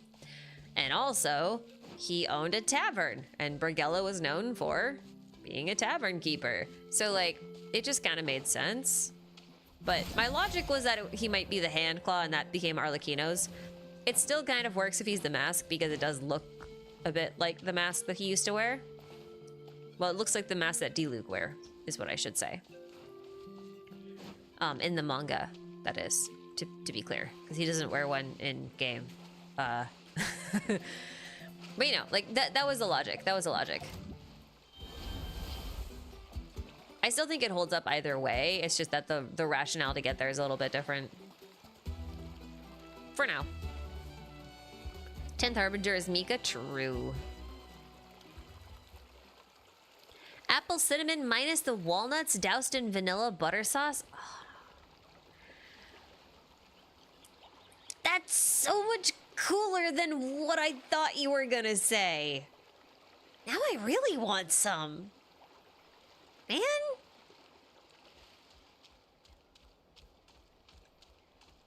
Now I really... I want that. That sounds so good. Would also explain why Krepus had the delusion and the Fatui outfit made for D-Luke. Maybe promised him to the Fatui. Whoa. And then changed his mind and got killed for it. Yeah, maybe. I think it's possible. I mean, there's not really a better candidate unless someone wants to argue that, oh, what's her name? Arlecchino's adoptive... The House of the Hearth. What the hell was her name?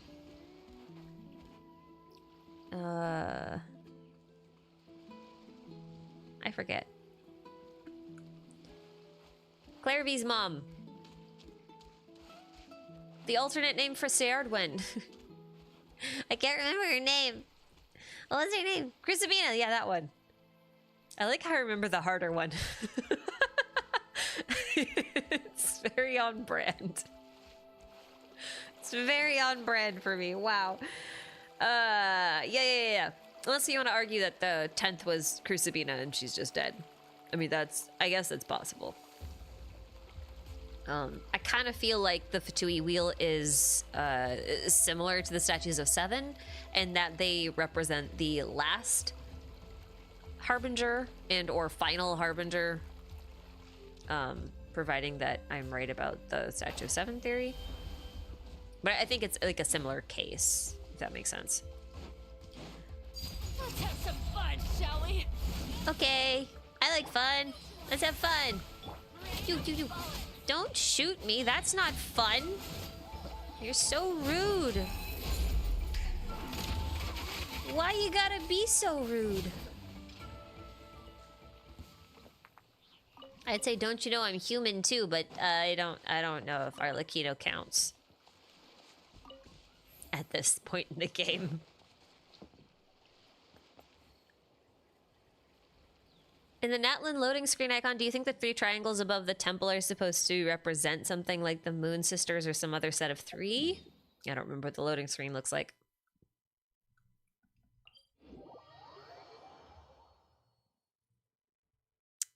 I don't know.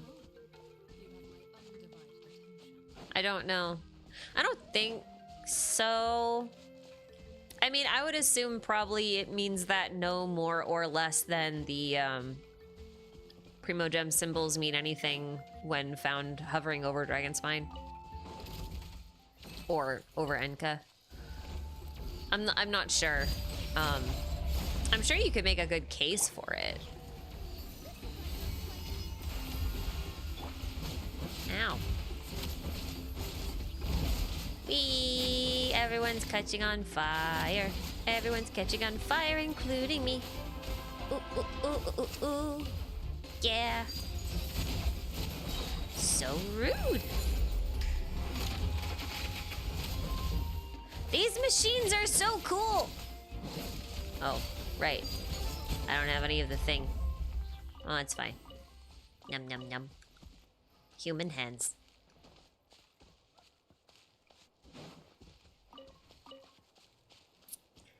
No one is gonna get that reference. It's fine. It's fine. It's fine. It's fine. It's fine. It's fine. I'll get over it. I will get over it. Yep, it'll be fine. It'll be fine. Raven, thank you for the super. Hello, I'm from Guatemala. Hearing you mention the Popol Vuh feels weird, but great book. Thanks for reading on our culture. You're welcome? I think it's cool. Like, okay, so like coming from someone who doesn't really have a culture, like, I shouldn't say that. It's, I don't have a historic culture worth being proud of. How's that? As someone without that kind of a thing, I am always amazed at the history of other people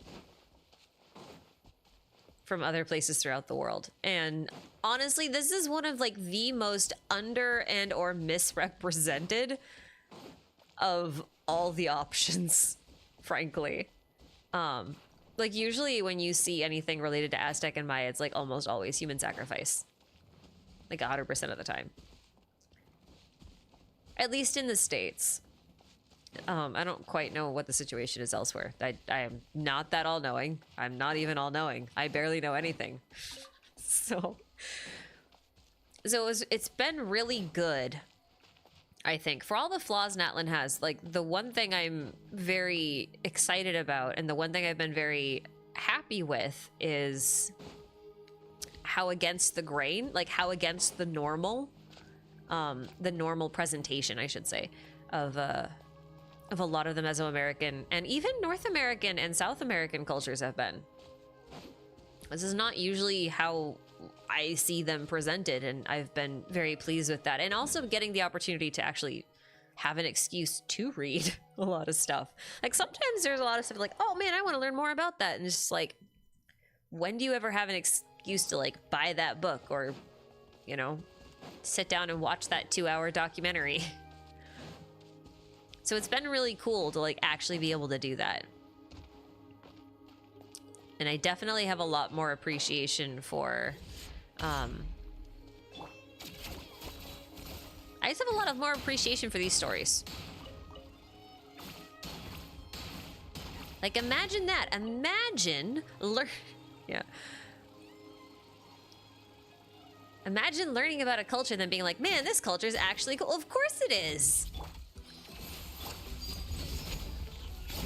It's just the way it's been presented in third-party media that's been shitty.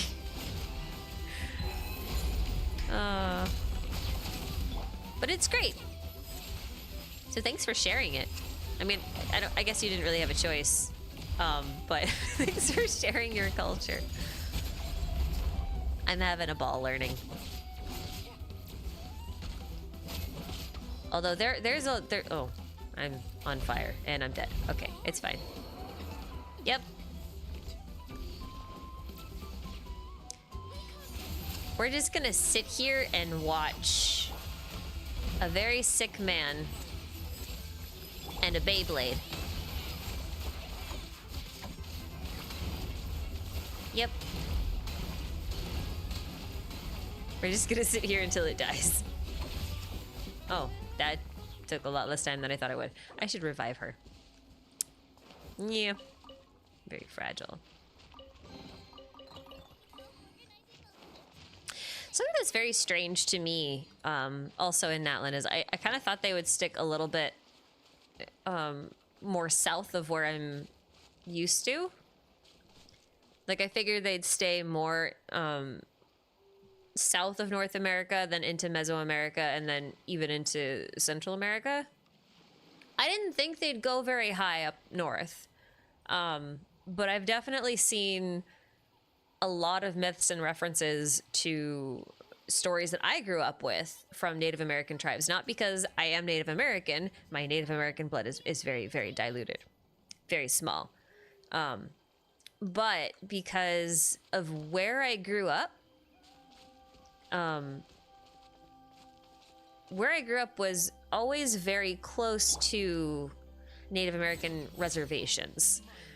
And so I actually went to school with a lot of people from a variety of tribes. And even like the books I used to read as a kid, like the child, like little storybooks, I used to get ones that were about Native American myths from wherever I happened to be living at the time. And so it's very weird to see those again. I'm not used to this, you know? Like, they're quite nostalgic for me, because I just never see them.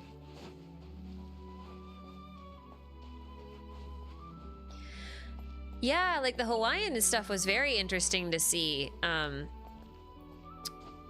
I've seen a lot of concern over the way that Natlan's kind of presented Hawaii as well, the Hawaiian representation, and honestly a lot of the Polynesian representation as very tourist heavy, just because historically speaking, can I move? Oh, apparently. You know, the tourism stuff has caused a lot of problems in those areas, so it's like I think a lot of people are worried, and rightly so, about that kind of presentation. But so far, I feel like for the most part, it's been pretty decent, which I thought was surprising, and just also surprising that it was there at all. Hope there's more Africa. Yeah. Well, I think that the way that they've done this with multiple tribes has made it possible for them to be a bit more concentrated in each area as to what kind of myth they want to pull from. Not even just myth, but like cultural elements in general. So like right now we've got like Hawaii, Polynesia, and then I would say that this area might be more like the Yucatan. And then we've got more North America. I'm gonna say like maybe Anasazi-ish, more Pueblo kind of stuff going on with the Children of the Echoes. Just because of Kachina. I know Kachina is a bit more Midwestern. Oh, there's another one right here I haven't touched. We'll come back to you.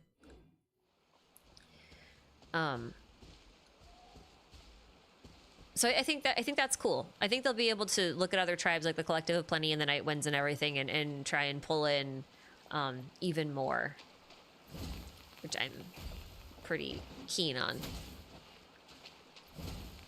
Run away! What do you do? What does it do? Do I have to hit you with something? Cultures as signs of the canopy. I was thinking more like the Yucatan Maya. I'm not quite sure. Use Kachina's drill. Oh, can I do that? Oh, use a Yumkasaur? No? Oh. Oh! Kachina was the correct answer! Hooray!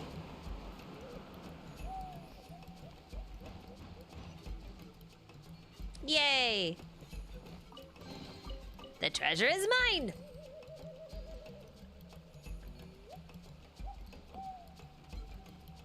It felt like a lot of the lazy people there were tourists. Yeah, that's kind of why I said, like, on the one hand, I was kind of, like, on board with the way that they did it, just because, like, they did kind of accurately show not necessarily the exploitive nature of it, but just kind of, like,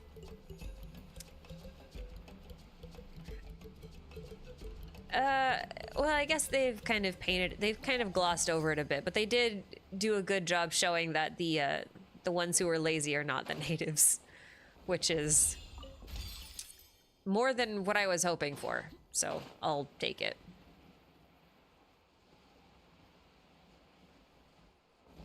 Genshin also exists in a more utopian world. Yeah, well, I mean, I think it's a fairy tale world, so, I mean, fairy tale is kind of utopian. That was a bad idea.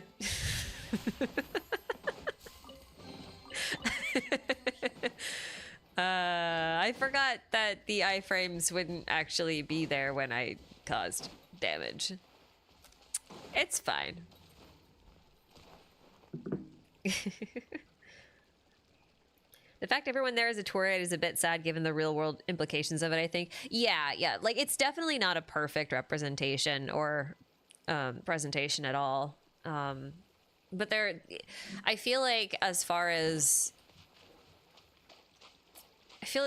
representation goes, it's not as bad as I would have feared it would have been. You know what I mean? I do wish they had a little bit more industry, I guess, that wasn't tourism. I feel like that would be kind of cool. Like it would have been cool to see like more, maybe like a focus on medical stuff, since they have healing, sort of relaxing hot springs. I think that would have been kind of cool. And they could still do something like that. I don't think they will, but you know, could be a lot worse. So I'll take it. Fencer Dario, thanks for your super. In his fight with Mavuika, Capitano appears to have the Night Soul aura around him. The theory of him being Xbalanque's brother seems more plausible. Yeah. I mean, I think just the theory that he's from Natlan feels more plausible. Oh. When we were talking earlier about Capitano potentially being the Bloodstained Knight, I was thinking about this and like how it could be true if he had a Night Soul. And Night Soul is something given to... Oh, well, this is a dumb place to be. Why am I over here? I'm gonna go somewhere else. Hold on. I was just thinking that, like, if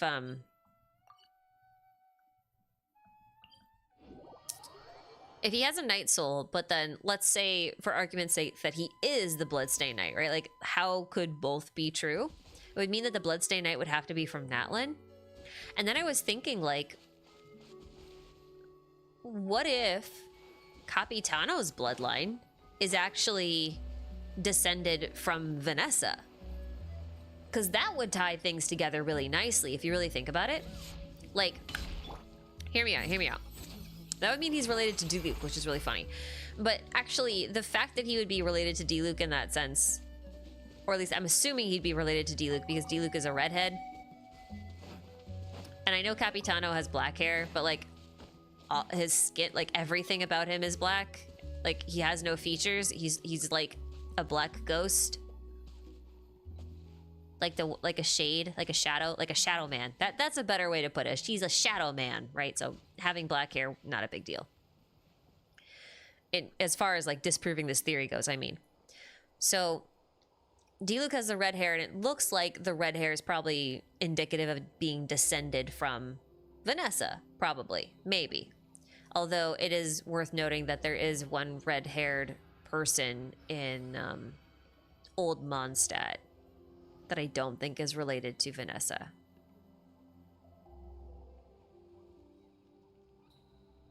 But that's irrelevant. We're going to ignore that truth for a minute. But I was thinking, if he's the captain, a lot of people say like, oh, well, he, you know, fights a bit like Kaya. It's like, yeah, that's true. He does. He has a similar sort of swordsmanship. And Kaya is a cavalry captain. The thing is Diluc was a cavalry captain before Kaya was. So it'd be kind of interesting if there was a shared heritage there, and like if Capitano was descended from Vanessa, and therefore he was a Natlan native, but he was a Natlan native from an exiled tribe, which is why he has this like shadowy Night Soul instead. I think that would be kind of cool.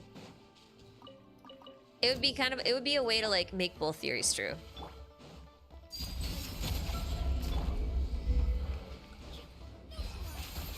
Ow, that's mean. Oh, he took my energy. That's so rude. I wanted a shield.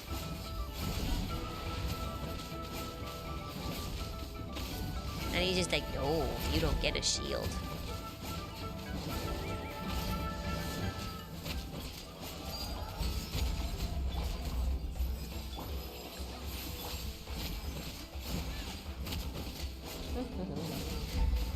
Anyway, fun possibilities.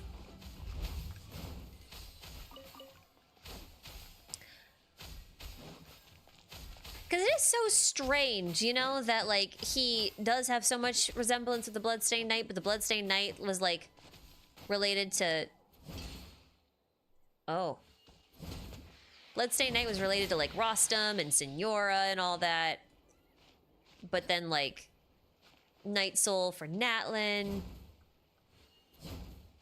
Can you guys come back?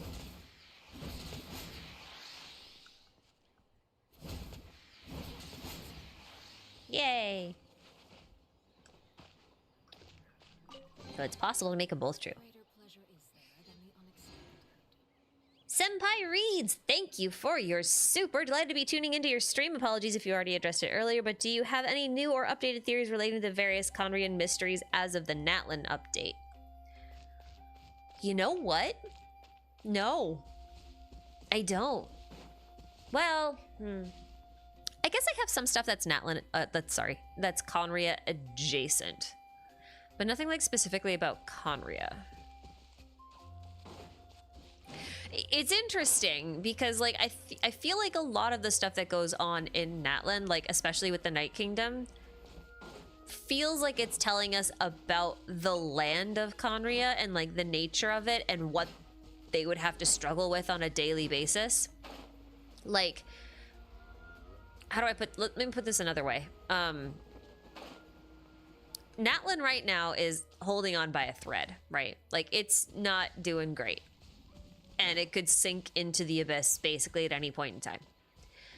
What I'm wondering is if Conria had the same situation where it had very fragile ley lines or no ley lines at all, and it sunk into the abyss, or they ended up in a land of the abyss, and they had to basically deal with all of these Night Kingdom shenanigans every day, all day, like that was just their life. Because if you read a bit about Conria, you'll learn that it was a very barren place, you know, like food didn't really grow there, that kind of thing. And that also seems to be the case for the Night Kingdom. Like, it's a pretty barren place. I don't think things would really grow there. So how would you feed a nation?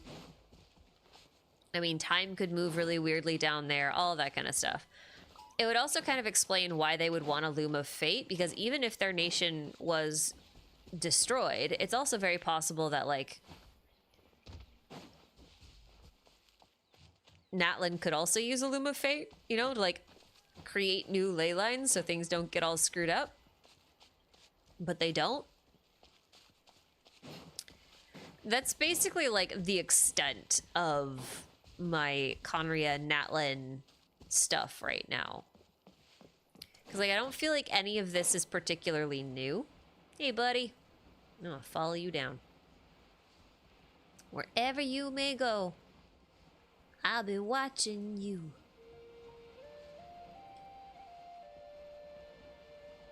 You got bad aerodynamics, huh? He's falling fast. How come you're falling so much faster than I am? Can you angle? Shit, man.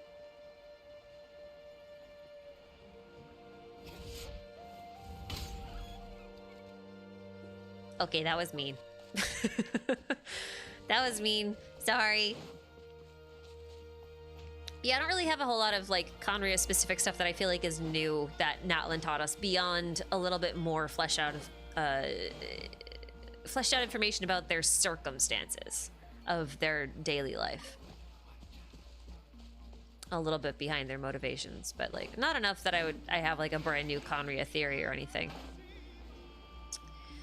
I don't, unfortunately. Oh wait, this is the Kasor place, isn't it?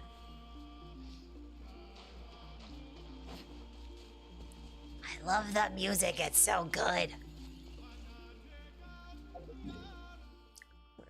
I'm just gonna chill here for a bit. Just because it's a cool song. Oh. And okay, never mind. It's gone. Right. Well, 75, 76, 80, 92. Yeah, well.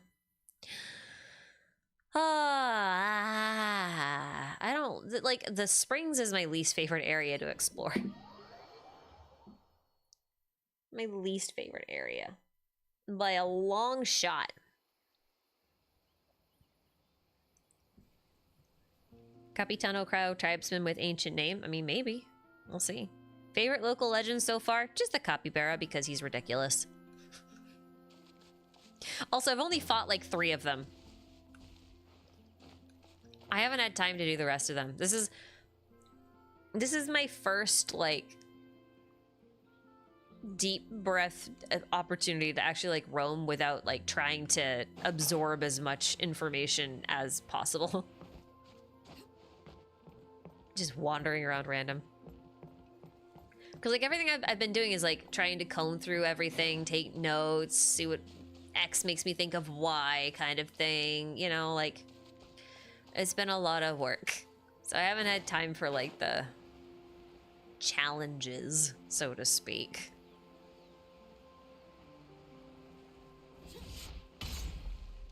Without Mualani, the springs are not as fun. True. Yeah. Well, wandering around with Wanderer is usually fine. But I kind of figure you guys are probably a bit sick of Wanderer at this point, so I thought I'd give him a break. Yeah, no. Not a Mualani puller spotted. Yeah. Well, I mean, she's fun to like surf around with, but I don't want to pull her just to surf around with her.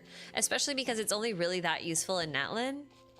Like everywhere else, her surfing lasts for like half as long because there's no phlogiston.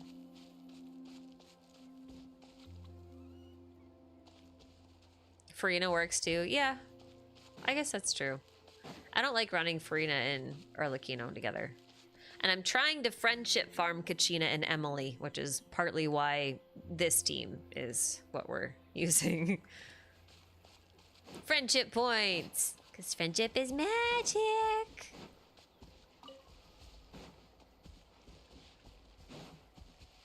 Spin with Sayu? I mean, yeah, I guess I could. Sayu, Yelan, still the goats. In a lot of ways. Alright, treasure. I will find you. Because I don't remember where you get the treasure compass from. So... so we just, you know... do it the old-fashioned way. Any thoughts on the Conrian soldiers from the Shadownail quest in the Children of Echoes area? I mean, other than the fact that they seem to be confined to an eternity of mental torment. And that was really mean. And also there was a golden wolf lord in there. No. No thoughts, head empty.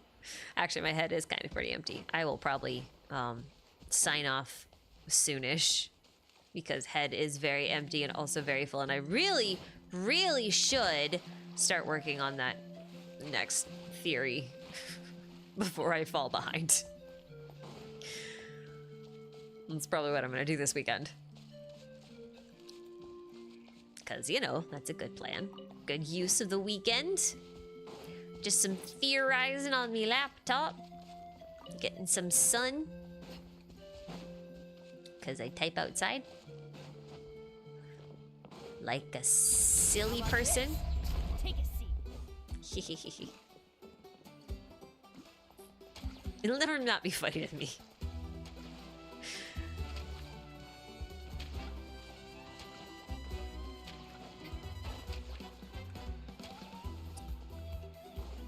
What if I just do this? Oh.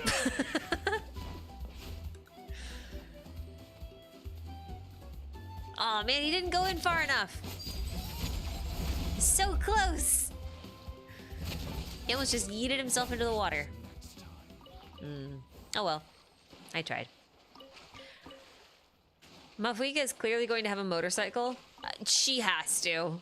I mean, she's got a biker outfit. She looks like Hellrider. Obviously, yeah, Bronya stuff. Yeah. Yeah, she has to. Or it'll end up being like that, what was the latest Pokemon game where you had to, like, ride around on these motorcycle-shaped dragon Pokemon that, like, ran even though they had wheels on them? That is some messed up evolution, just for the record. Like, what part of nature looks at a lizard and goes, you need wheels, but they won't spin? I'm sorry. I hate them a lot.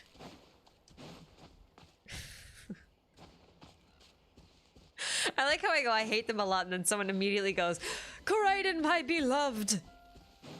I'm sorry. I'm sorry.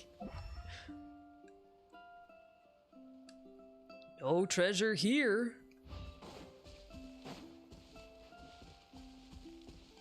Modern Pokemon designs are the bottom of the barrel right now. Yeah, it does feel like they've kind of changed their design philosophy. For sure.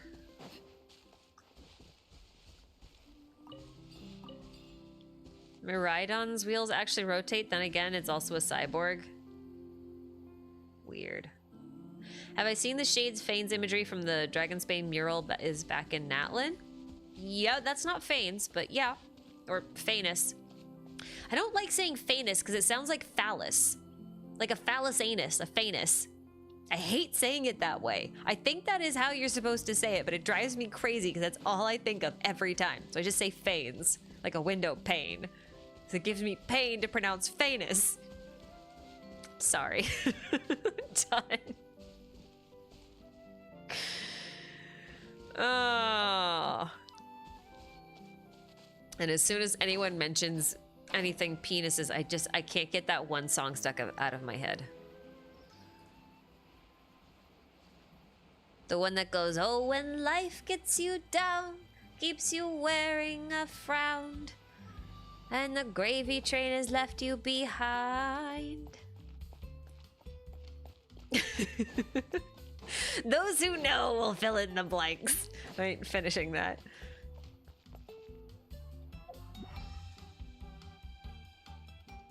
Not finishing that statement. Popular greetings. Popular greetings to you too.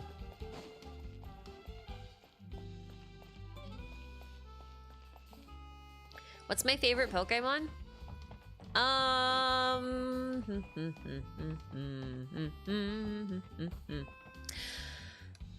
I could give a really boring answer.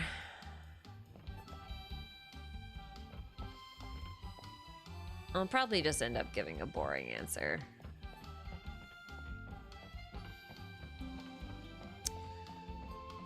As a okay, you know what? Because I'm not really into Pokemon anymore, like I got kind of burned out on it, and I haven't played it in ages. Literally ages. My favorite Pokemon as a kid was Eevee. So I guess that one's still my favorite. Because that's what I have the most purest childhood memories of. Specifically Umbreon, though.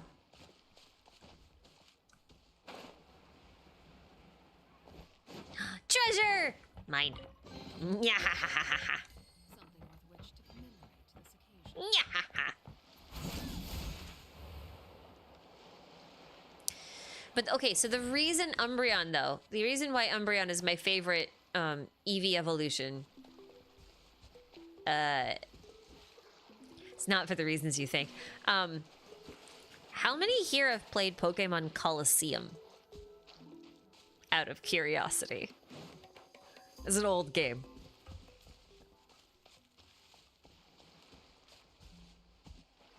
There's a big chest on top of the building. Oh, we might have to bust out Wanderer. Okay. Pokemon Coliseum and then Pokemon XD, like the sequel to it. So those are my two favorite Pokemon games. And in Pokemon Coliseum, Espeon and Umbreon were your starter Pokemon because you had to have two. They didn't let you just have one starter Pokemon. There were always two because all the battles were doubles. So you had to have two. So I got really attached to Umbreon through that. You still have it? That's awesome. I still have my copy of XD, but I don't have my copy of Coliseum anymore. That's a much easier way to get up here than what I was trying before. My goodness. You weren't born yesterday? I'm glad. I'm so glad you weren't born yesterday. You would be too young to be on this stream. You would in fact be a baby genius. Oh wait, you weren't born yet. Okay, thanks YouTube. Thanks for hiding the rest of the word. I was born yesterday, apparently. Heard they were the hardest Pokemon games. I don't know if I'd call them the hardest ones. I think they're the trickiest ones because in, this is so pretty. In Pokemon Coliseum, you could only get new Pokemon by stealing them from other trainers. And you could only steal shadow Pokemon, so Pokemon who had been corrupted by shadowy power. And then you had to take them to a very special location and purify them so that you could actually have command over them, and then you could have them. And there was a very limited selection of Pokemon that you could get, and that's part of where the difficulty came from. Because when you don't have like total absolute control over what your party looks like, game becomes quite a bit harder. Pokemon XD was a bit more forgiving. You still weren't able to catch whatever you wanted whenever you wanted. Like, you could only catch Pokemon from certain areas of the game, and then you'd had to like lay out bait traps and all sorts of stuff. So I think it's more difficult from that perspective, because like with other Pokemon games, you can go out and like catch all these different ones and farm for IVs and shit and whatever you want to do. And they just took all of that away for those games. So it did make it trickier. Yeah, the two Ludicolo... Yeah. Mirror B was great. They never brought him back. I'm so upset. They really should. If there's one Pokemon game I would love to see remade, it's the XD and Coliseum games. Not because we should play more Coliseum-style Pokemon anymore, but like I would love to see like the plots get remastered into their own game. That's like, oh, we went this way already. Okay, let's go somewhere else. Let's go somewhere else. Or maybe we don't. Maybe we'll just go north. Let's just go north. No, we'll end up in the same place we were before. Where do I want to go? We're gonna just do this with my eyes closed, and wherever it lands is wherever we go. I can't go over there yet. Let's just do this. What's my little Saurian called? Grendel.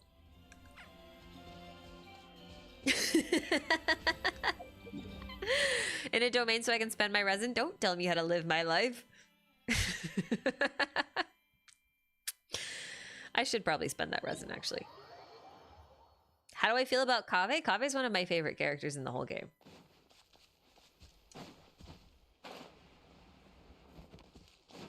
I named Grendel after the monster from Beowulf.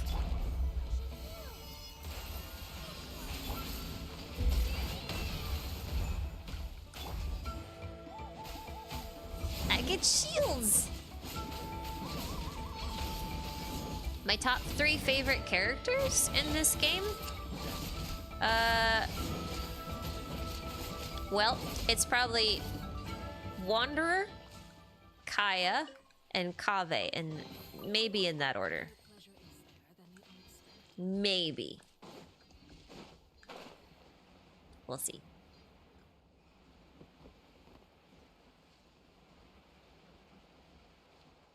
Called him Hazelnut? That's cute. No Arlequino? She's not in my top 3. I was asked for my top 3. She's still one of my favorite characters. She's just not my top 3.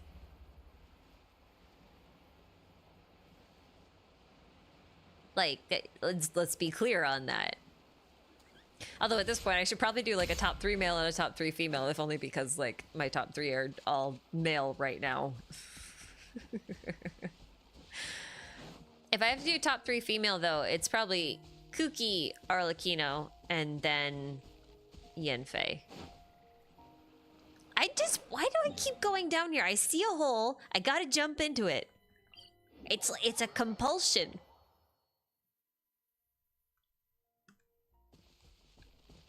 It's bad, because I like mountain climbing. Go to a cliff. Oh man, what would happen if I just went whee? Yeah, don't do that. This looks so cool.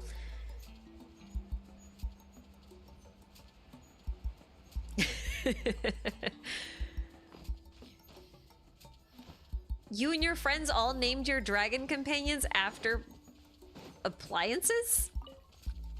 Why? I thought I was mean.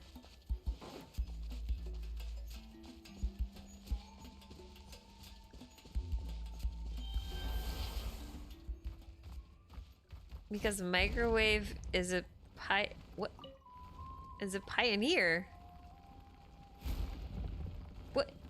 Huh?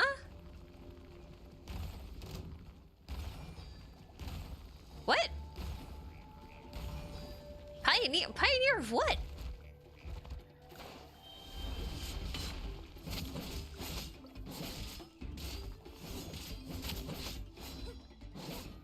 Oh, I know Kachina can go in those portals without the Saurian. I just like the Saurians.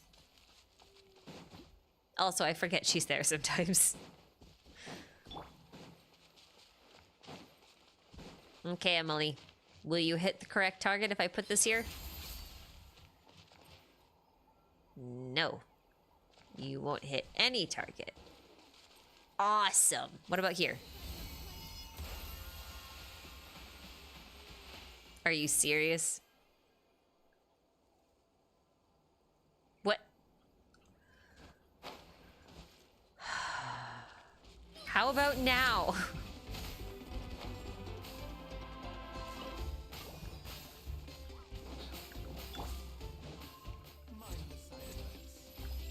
You named yours Gibble.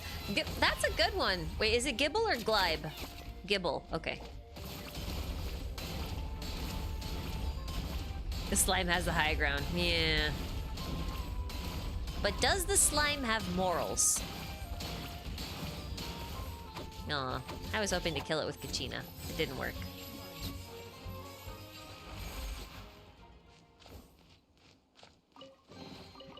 What the heck? I do not have the right team for this.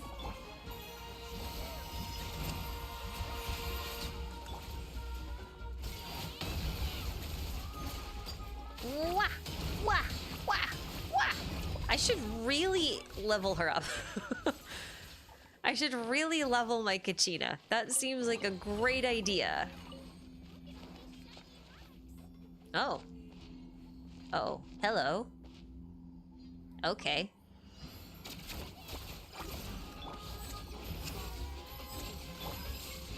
Ow, rude. Rude, so very rude.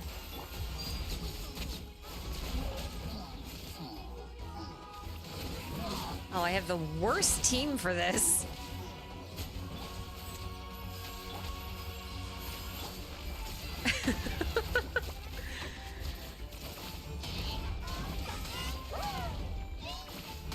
The worst team for this. Well, I guess we'll just poke him to death. You thought Janssen was a pyro user? I think everyone did. Oh my god, are you serious?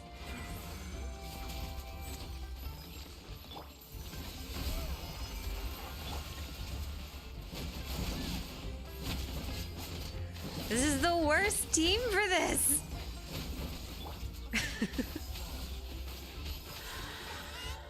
Oh my god.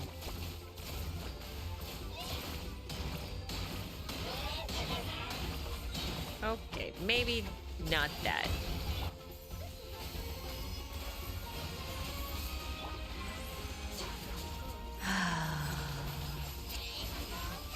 I mean, it's not like we're gonna die, it's just like...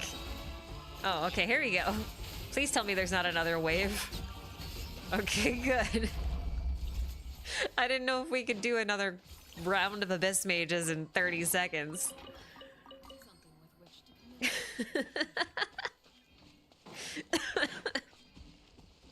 I should have seen it coming. Oh, yeah, I mean, perfect storm.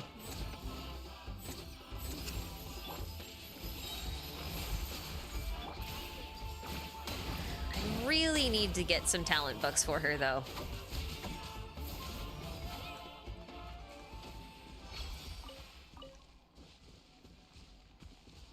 But I don't know how long I'm going to be using her, so I'm sitting here going, do I spend the resin on building Kachina more?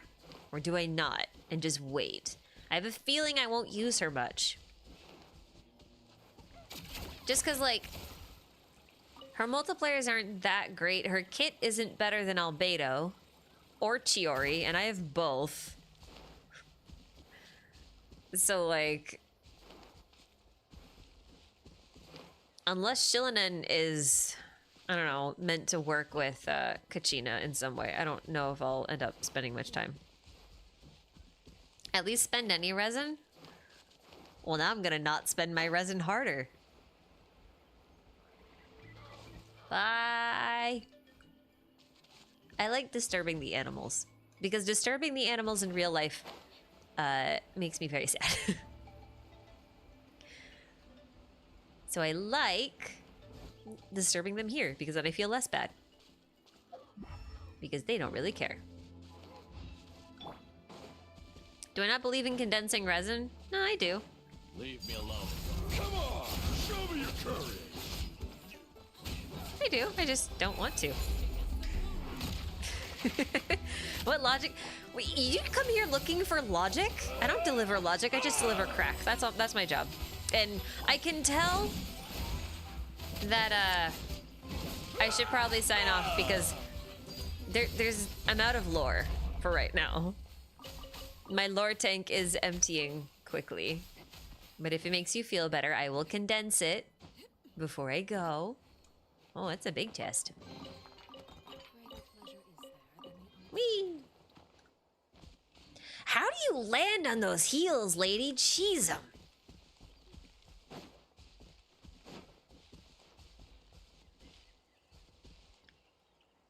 The guide's saying to not even level Kachina, just get her 4-piece Cinder City for her passive. I mean, I have that. Is this crunchable? Yep. It's crunchable. That's a weird way to say that, isn't it? Oh. Hi. Hello, friend. Yay, friend. Yay, friend.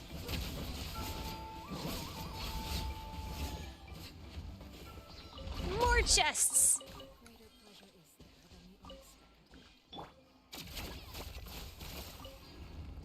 I don't know where I'm going. Okay.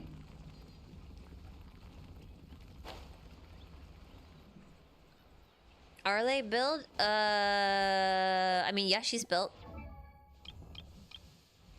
I have to preface, I do have C1. Okay, so like, that helps. But she's not like impressive. Not very. She's fine. I don't have the best set for her right now. I was working on it. This could use some help. Do I think both the Black Dragon murals are of the Pyro Sovereign, or is one of them Nibelung? I am more of the opinion that they're two different dragons. Whether or not one of them is Nibelung... hold on. Let's, whether or not one of them is Nibelung is kind of, like, up for debate. Is it, like, here? Is it this one? Oh, no. Sorry. That's not it. This one. Let's just head down.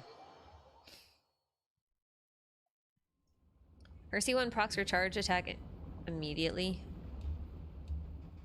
Are the murals down? The murals are down, right? Yeah. Woohoo! This is so weird. Oh wait, no, this is the wrong way. I don't want to go this way. This is such a strange... I wanted to go the other way. I still don't know my way around in here yet, okay?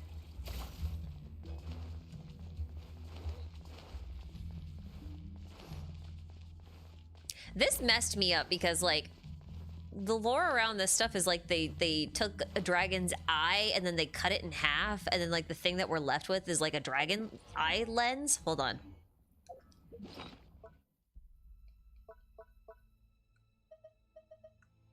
Yeah. This is like the lens of a dragon eye. It's kind of messed up. Anyway. I don't know my way around this temple yet.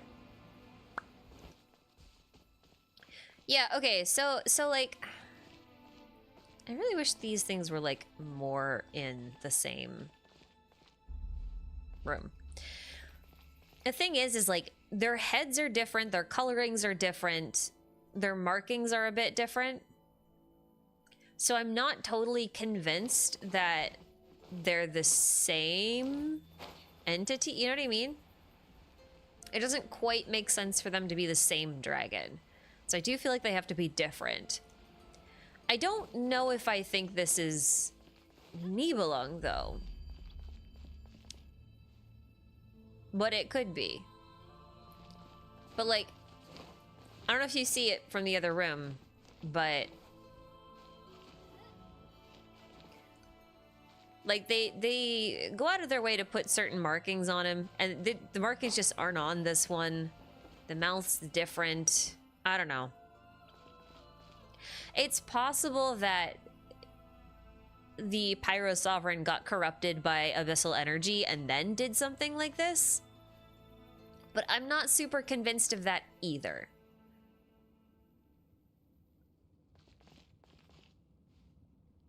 If anything, it looks more like Durin. Funny you should say that.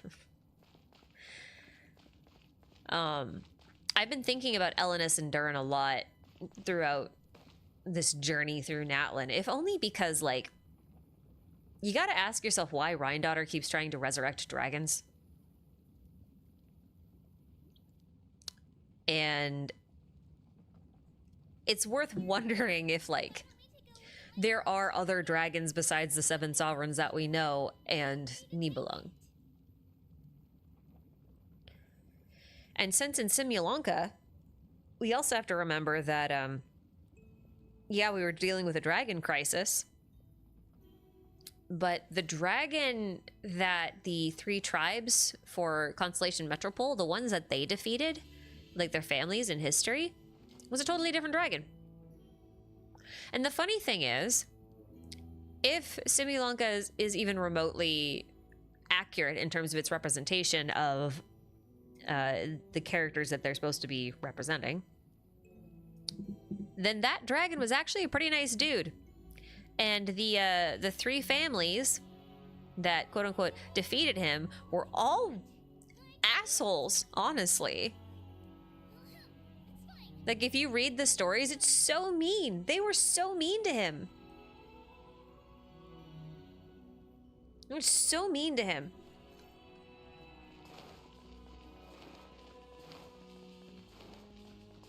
But that also means that, like, if he's supposed to be representing Natlan, if he's supposed to be representing Nibelung, then that means Nibelung's actually a nice guy.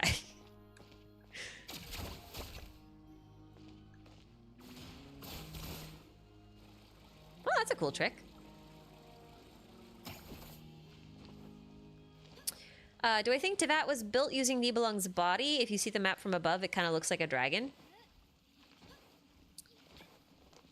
I don't think it was built from Nibelung, but it could have been built from someone's body. For sure. Oh, I hear a crying puppy. Levi wants attention. Okay. That's honestly my cue. I mean, I think the reason why Xbalanque is being mentioned in these quests, though, is because that's him up there. So, yeah. Levi from One Piece? No, my dog. My dog's name is Leviathan. I call him Levi or Lily, depending on how cute he's being. What if Teyvat was carved inside the eye of Nibelung? That would be so painful. In the mural quest, they mentioned a corpse that took one of the 2 dragon eyes. And I got kind of confused. Does this mean that Xbalanque was reborn before killing the Pyro Dragon or after? I'm not sure of the timeline yet. I can't quite answer that. But, Clementine. If you look up Clementine on YouTube, he put together a timeline already. I kind of want to go through things myself before I, you know, defer to other people, just to make sure that, like, I have my own thoughts about what I think happened and what order and that kind of stuff, and then I want to start consuming other people's a bit more. But yeah.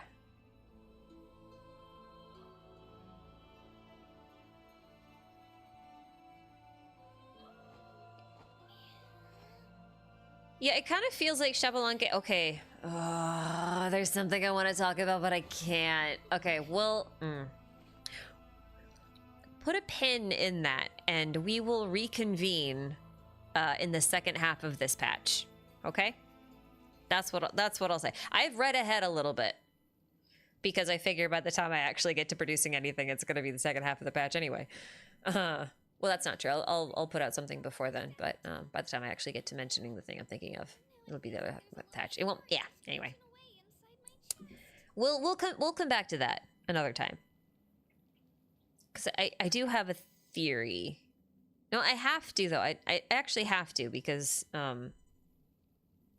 it's not released content yet. It's in the next half.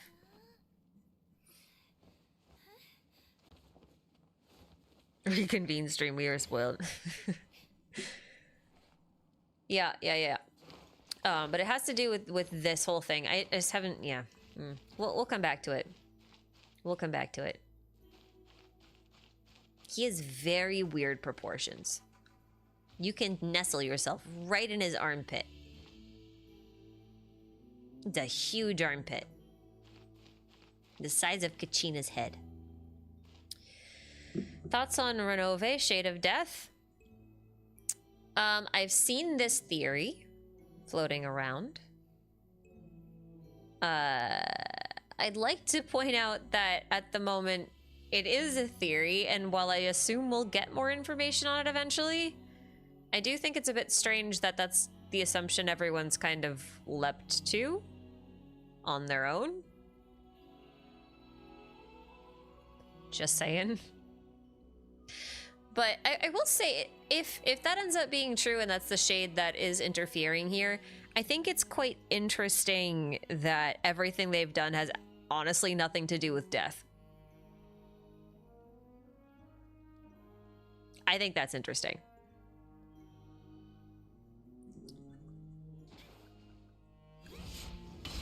Because, like, everything about this nation is about resurrecting and defying death. Or just facing it head on. So it feels strange that, say, a shade of death, should that be what that is, it feels very strange. Hey, look, it's people. That what they would do is give someone the ability to ignore their entire domain. You know what I mean? Does that make sense? You following me? Well, this is a mural I don't feel like many people looked at.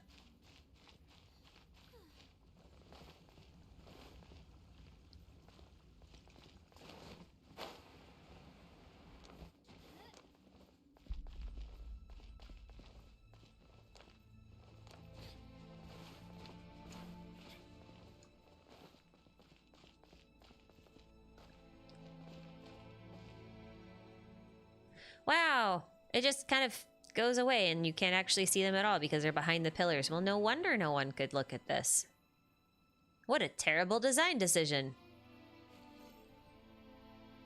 Is there a way to turn off the AI summary thing? I don't know, but if you find one, please tell me, because it's really annoying. Because there's like 3 people on either side of this offering up to whatever the hell this is. That's cool. Is this the Colosseum, I wonder, or is this the temple? Use the camera. The camera's not going to be any better. I mean, it'll get rid of the UI, but like, it's fine. We do have a mention of a Dusk Envoy in the artifact lore. Yeah.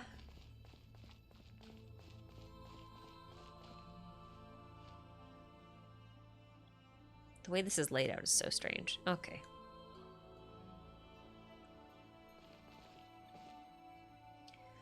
The wall looks like the light key sigil would fit right in between. Yeah, kind of does. It is very Enkanomiya-esque too, when you look at it.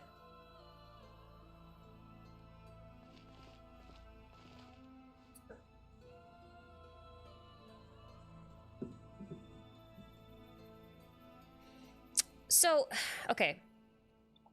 So, Shade of Death seemingly giving powers that defy her own domain made me wonder if Hoyoverse isn't doing something really strange with the naming again. Because one thing that happened in Simulanka is when we first got there and we're told, oh, there's a goddess of creation, a goddess of fate, and a goddess of prophecy. I'm just like, why is there fate and prophecy? Like, to me, those two things are the same. Why do you need both? And it wasn't until like you really kind of sit down and really pay attention that you figure out what the actual difference is. And even then I'm still like, that's still a strange way to split the, like, to label things, you know what I mean? But then I was reminded that in, I'm sorry, Kachina, but that's kind of annoying. And then I was reminded that in Honkai Impact, the three main characters, Kiana, Mei, and Bronya, eventually became the Hershers of Origin, Finality, and Truth. Now, Origin and Finality make sense if you just think of them as Origin is the beginning and Finality is the end, because Origin, point of origin, and Finality is final, right? Final destination. Makes sense, right? Origin, Finality. The problem is that the game immediately turns around and says, Finality is the beginning and Origin is the end.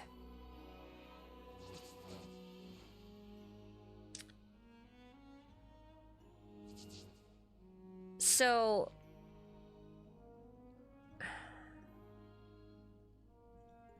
I don't know. I guess for me at this point, the labels matter a little less than what they actually do.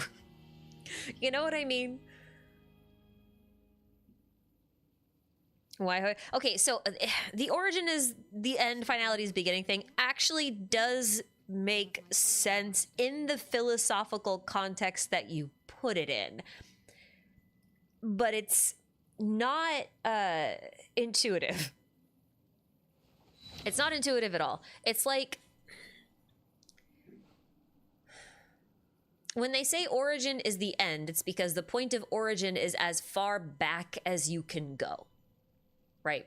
So where everything began is the ending because there's nothing that precedes it. It's the start. Whereas finality is like everything that's branched off beyond there. So if you want to trace backwards, like if you start at the end and you go backwards. So finality becomes the beginning, origin becomes the end. It makes more sense in a little bit more of a platonic way. I forget the what was the there was a religious philosopher who was trying to prove the existence of God, or even to disprove it. He was trying to do a thought experiment to like, could a god exist? Not like, does a particular god exist? He was just like, hypothetically speaking, like if we do the thought experiment, is it even possible to find out if there is a god? Like, how would we prove that? And it's based on his work, and I forget his name. I'm sorry. I'd have to go digging through my notes to go find it. But that was basically his point, was that if you take all of these little things in the world, all the little microorganisms or whatever, and you sort of trace them back, right, to where they would have come from, that origin point would have been God, and that would have been the ending. So like that's kind of like the logic behind the idea. But my point is more like the labels aren't that intuitive or important to me anymore, because I personally just don't think they make a lot of sense in the context of what they do. But that's just me. Honestly, what region do you think you'd be from? I mean, realistically, or which region would I like to be from? Because it's a little different. Did Genshin try and do that? They did it in Simulanka to a degree with the prophecy and fate thing.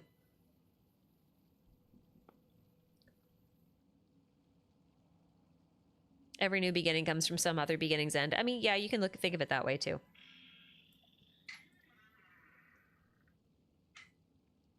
Could it be a localization thing? Possible, because like there's a lot of nuance in Chinese that just cannot get translated into English, and like we lose a lot of information. And the deeper I dig into certain topics alongside some other really talented and really smart people, the more I realize just how much is getting missed. and how many theories could have been very easily proven or disproven just by understanding that context. So in a lot of ways that gets frustrating, but yeah.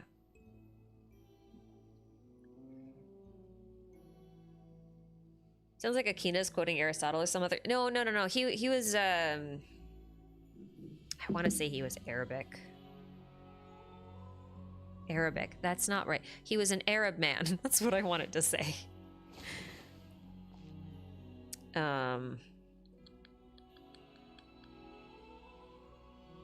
Hold on. I'll just look it up because it's going to drive me crazy if I don't remember his name anyway. I'm gonna find him. Something you wish to report? Go on. You have my undivided attention.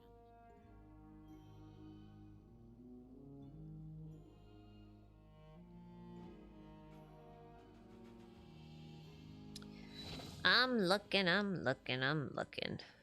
Maybe this is too much for my brain right now. Oh no, there he is. Avicenna.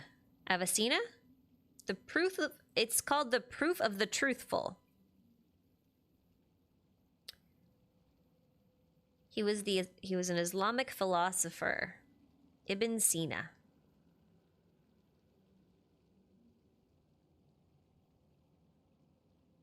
Yeah. It was this theory.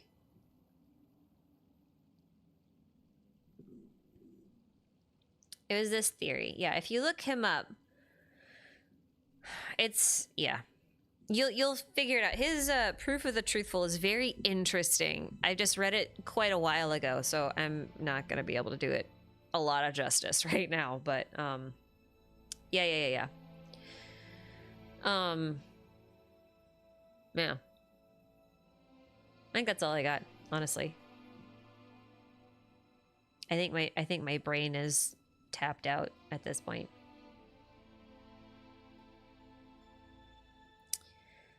Oh, but there are 2 supers I missed. I'm sorry. Pinheiro Jonas, thank you for this super. Sorry I missed it. With the Abyss being a main threat for the first time since Mondstadt, do you think the twin will finally appear in an Archon quest? Oh.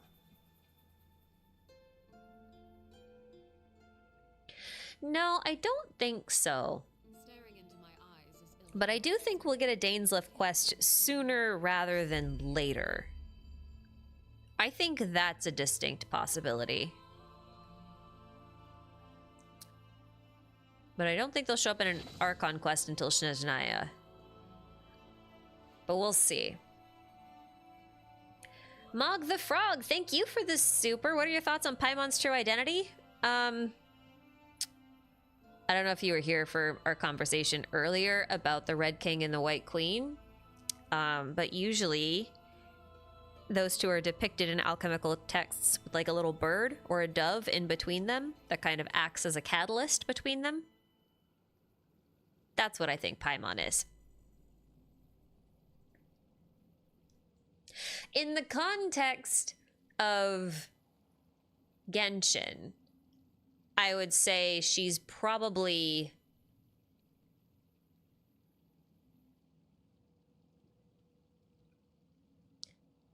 There's so many things she could possibly be. If I say...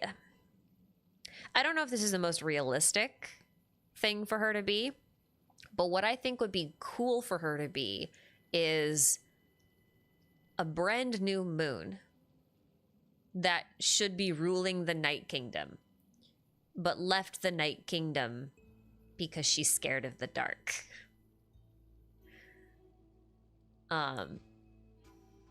Something more towards that end, I think.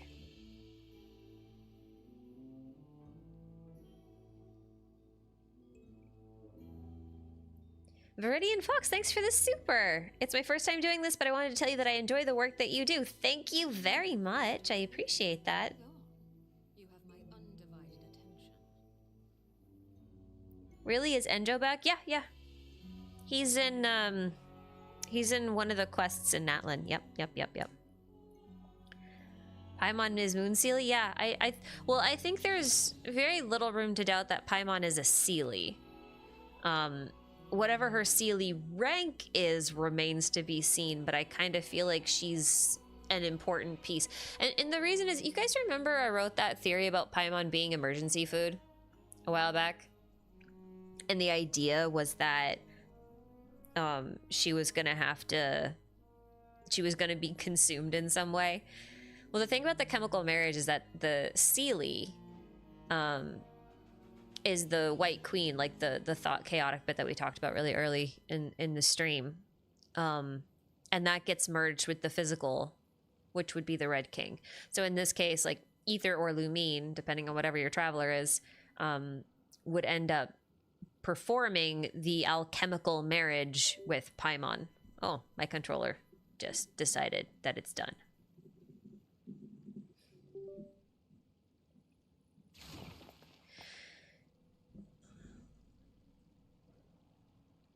It did bring up the fact that Paimon is also immune to abyssal power. Yeah, I think that's because she's supposed to be acclimated for it.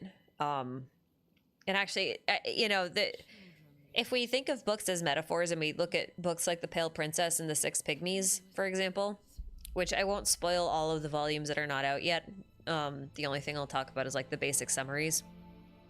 But like, the basic story follows a princess and a prince on their adventures through a night kingdom, basically, right? But I don't necessarily think it means that there was a literal princess and a literal prince who were betrayed by XYZ in a night kingdom kind of thing. I almost wonder if it's more supposed to be a bit more symbolic, in the sense of like, a prince and a princess in a story usually perform a quote-unquote marriage. So, but in this case, it's like an alchemical transmutation, basically. They're two halves of a whole that will be transmuted. I need to be clear on that because she's a child. Don't think it's supposed to be like an actual marriage. It's alchemy. Spiritual alchemy. And I think that you can look at all of the challenges that they would encounter along the way as being a bit more like metaphorical challenges, narrative challenges, that kind of thing. Were they successful? Were they not?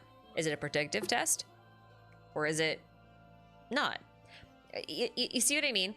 A ceremony of unity. Yeah, like it's unifying two halves, like the physical and the mental, spiritual, right? The material and the immaterial kind of thing. I kind of feel like Paimon fits more the immaterial kind of side of things. So that's where I'm at with Paimon currently. At least that's the theory that I kind of prefer. Like if I had my way, that would kind of be the direction I would want to go with her. Is that the one I think is most possible? I don't know. I think there are too many good possibilities for Paimon in order for it to like, in order for there to be like one that's like a standout winner as far as like truth potential go. If that makes sense. You haven't gotten an ad this entire time? That's weird because I'm usually bombarded with them. I turned down the ads. For videos, you can usually select whether or not you want YouTube to insert them automatically, and then you can kind of like set a relative aggression level of how aggressive you want the ads to be, or you can play them manually. You can't plant the ads manually in a stream, so you only have the like aggression settings, and I turned them way down. I turned them as far down as they can go. So I'll be glad if that's actually showing results.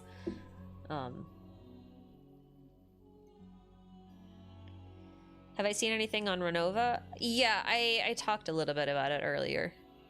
Actually, not that long ago, actually. Do you think there's lore between the ley lines being disrupted and Wyob being generous in 5.0? No, I don't think so. I think, okay, let's have a slight, I'm sorry for like the lack of like interesting things on screen right now. We'll just kind of sit here. because I'm gonna clock out after I finish this. But so a lot of people have been positing that the generosity of Hoyo in 5.0 has a lot to do with it's the Wuthering Waves effect kind of thing, right? Like Genshin's first big competitor. Ooh, they're running scared kind of thing. And the thing is, like, that's not entirely wrong. It's just not one game, right? The thing is Hoyo was a pioneer in this space as for what they created in the genre that they did and like the methodology behind it. And so it took a while for other companies to kind of catch up to them. And now it's not that it's Wuthering Waves came out and like that's what Hoyo's scared of. It's that Wuthering Waves is the first. And there's like a dozen more on the horizon, right? And you're going to have natural drop off when it comes to live service games, no matter what. So in order to mitigate the amount of drop off that you get, you kind of have to start to up the ante after a while. And I think they've just finally hit that point where they have to do that because there's so much more coming, you know? They switched directors. Like there's a lot of factors, but like I think that's part of it. Like we definitely have a lot of competition coming, and it's been a long time coming. A lot of these sorts of things. It's been a hot minute. I also think that, you know, when Dwayne did his little tour around the world, kind of talking to players and actually compiling feedback and looking at it, I think they kind of had like a reassessment, a realignment of where they wanted the game to go and how they wanted to work with it. Especially now that the company has grown so much, so fast. Like, I don't think you guys understand. Like, 3 years ago, this company was tiny, like so tiny, and they're still a private company. They're not they don't have investors. You know what I mean? Like that is almost unbelievable, the scale that they are at in the short amount of time that it's been. And they have they have 5. No, yeah, they've got 5 games that are active right now. I'm not counting Hokai Gakuen. I'm just not. That's kind of just like a passion project that's still running for some reason. But like they basically have 5 games right now, and that's pretty impressive, you know. I've been watching early game lately, and the quality jump is noticeable. Yeah. That's another thing. Like there's a lot of workflow adjustments. Like they've learned a lot from putting on their other games. You can see them test different things in Star Rail, and then they're starting to do that a little bit in Zenless. Like you can see a lot of the QL I'm needing to go to bed. Quality of life experiments that they've done in both Genshin and Star Rail make their way into Zenless. You know, they're evolving as a company, and I just think we forget like how young they are as a company, not like the employees. GGC is still making profit, so why shut it down? Really? I mean, yeah, but like I feel like things deserve death at some point. They also posted in China a job listing for 5 of their new games. Yeah. See, this is the thing, is like, to me, there's only so many hours in a day, right? And there's only so many games I can play. So even though they're all really good, and like the more time passes, there's gonna be more breakout successes and stuff like that. But they're all gonna be competing for attention and dollars and all of this kind of stuff. And it's almost untenable. Like you have to have a game plan for keeping players' eyes on you. So, I don't know. Is there a way to solve the spaghetti code? Oh, they've been working on it, yeah. Like, Natlan is one of those things where, like, you see a lot of improvements and a lot of adjustments to the game, and it's not just because a new region was released, it's because they've been slowly fixing things in the back end and rebuilding parts of the engine and so on and so forth, as they build out this region. Like, so the Nouvelette fix, for example, where like, you know how you could spin them around super fast? If you had if you cranked up your mouse speed, or if you spun your phone around. So part of that fix likely had to do with some of the spaghetti code they were unraveling. You know, they were just like, well, we're going to change the way that we do XYZ with cameras and stuff, and it's going to change XYZ with Nouvelette, but that's fine. And so it's not necessarily that there's a bug with his kit, it's that there's a bug elsewhere in the game that happens to work on his kit, sort of. You know what I mean? And then in the end, people are just like, oh no, we don't like this. We can't do this. You know, like we want this change to be here. I'm sorry. We don't want this change to be here. We want to be able to do the hyperspin with Nouvelette. So then they had to revert it.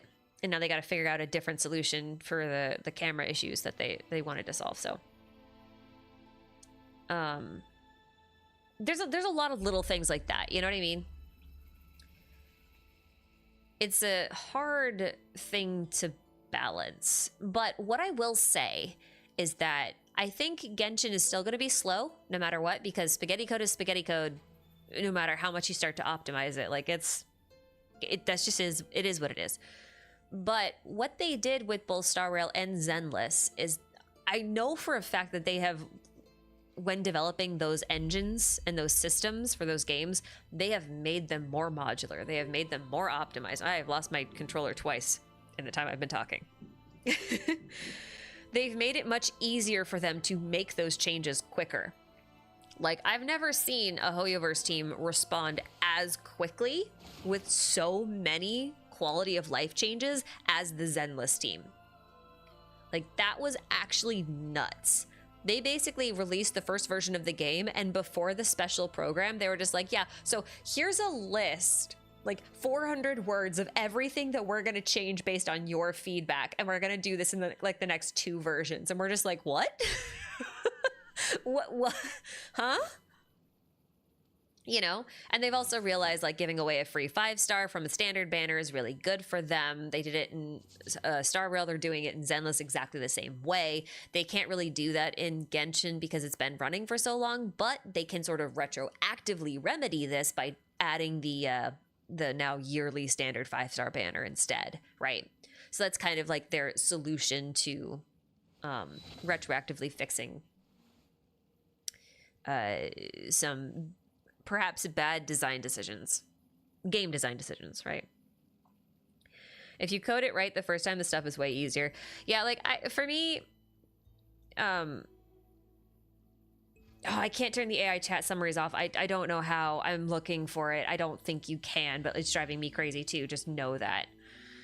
Oh, I hate it so much. But like,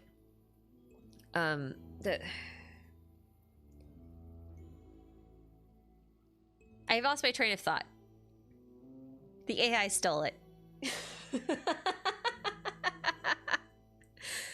Oh, right. If you code it right the first time, the stuff's way easier. Yeah. For like those of you who aren't familiar with code, I can probably explain it a little bit, like thinking about it as like building a house, right? Usually when you build a house, you got to lay the foundation first.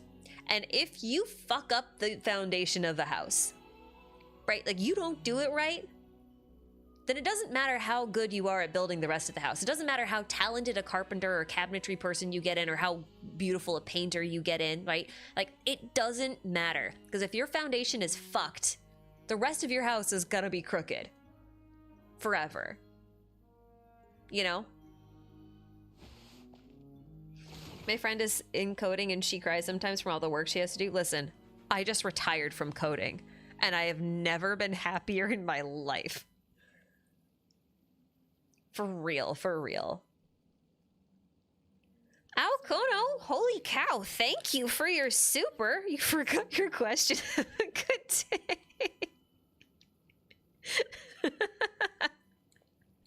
Thank you. Oh. Well, if you think of a question, let me know. Actively thinking about not coding at your next job? Yeah, listen, I'm getting into woodworking. I think I'm gonna go into doing more construction work again. I want to go outside and build things. I'm tired of building things with code. I want to build things with actual things. It'd be nice. Where's the place on the map? This is from a world quest you can do with the little guy, the little dragon dude. I'm just in a very strange part of this temple. Don't mind me. No, let's go this way.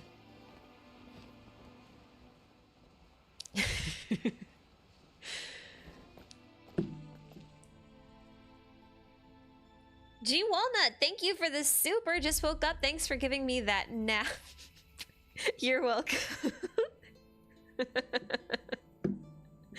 Also, thanks for making videos that can put me to sleep faster than melanin ever could. I think you mean melatonin. But I'm glad to be of service. Happy to be of service. It's a real compliment when someone tells you you're great to listen to fall asleep. Streams to fall asleep to. Have I been keeping up with the parallels between the story of Genshin and the story of the Tarot? We should be in the arc of the Devil, the Tower, and the Star. I haven't been keeping up with that. I do know the story of the Tarot. I, however, have never actually gone out of my way to try and map that story to Genshin. But that'd be very interesting to try. I'd be very interested in actually reading a theory on it if someone else has written one, though. I'll say that. Build your F1 team a winning car. I'm shit with engines. Don't ask me to do anything with an engine. I can do electrical wiring. I can do carpentry work. You know, like I can do all sorts of stuff on that end. But I'm don't ask me to do anything with with engines. I ain't doing it. I ain't a car person. I can't even do small engines for the most part. It's very difficult to build a proper foundation when you don't know fully what you're building because no one ever has done it before. Yeah, that's kind of why it's like the saying goes, pioneers get slaughtered. And the reason is because the pioneers are the ones who make all the mistakes, you know? So they're the ones who have to take all the risk. Yeah. You mapped out the story of the Tarot in the comment section. Oh my god, you're gonna make me go to my own comment section. It's scary in there. There's a lot of you. I only go in there when I have a lot of energy. Who is the dragon in the mural? I don't know. It's an excellent question. Don't understand the wall mural. Can I explain in Razor terms, please? I mean, big abyss dragon tries to blow up tree. Angel protects tree. There are casualties.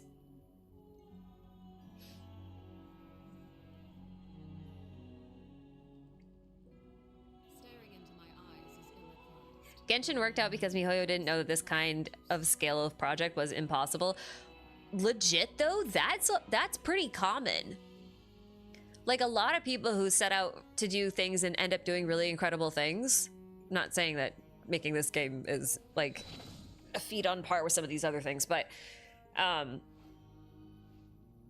if they looked back, they'd be like, listen, if I knew all the shit I have to go through to figure out just to make this happen, I wouldn't have done it, you know, like, yeah.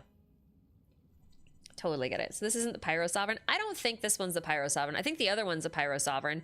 The reason being, here, I'll show you. We gotta go to one of these for a minute. Oh wait, no, I can do it from the menu. That's okay, I'm dumb. It's fine. I could do it from the menu, I'm just stupid. Because it should be in here, yeah, okay. Well, I mean, you can't see it that well. But like, okay, I want a better view of it, so we are actually gonna go to the canopy. Hold on.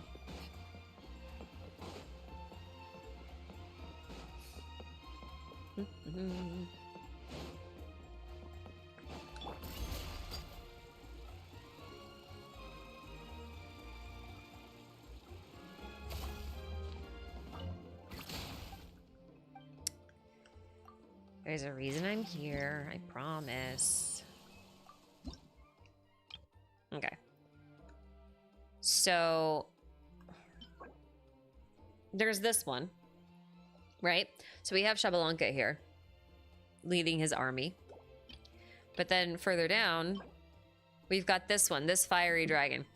So this dragon looks like the other dragon that Xabalanque is standing on top of, right? But I don't really think he looks that much like the other dragon. I think they look pretty different. I could be wrong. It could be that this is the dragon in his alive form and the other one is the dragon in his like unalive form. I don't know. Because there is talk about the Pyro Sovereign being a corpse at some point. So like it's possible that it's the Pyro Sovereign, but I'm not sure. I think they look different enough to be able to cast doubt on it. I'm not quite ready to make a claim yet. How's that? Does that sound right? That's kind of where I'm at. Wow, okay, what a flex having energy. JB, it's called going to sleep on time and sleeping for a full night.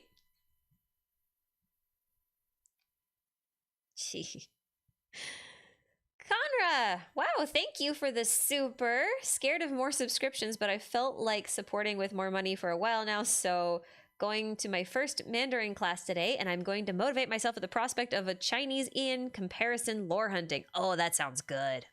You'll learn a lot. You'll learn a lot. There's a lot to, yeah. I mean, I learned Japanese in high school, so like I'm a little familiar with sort of the logic behind the reading of the kanji.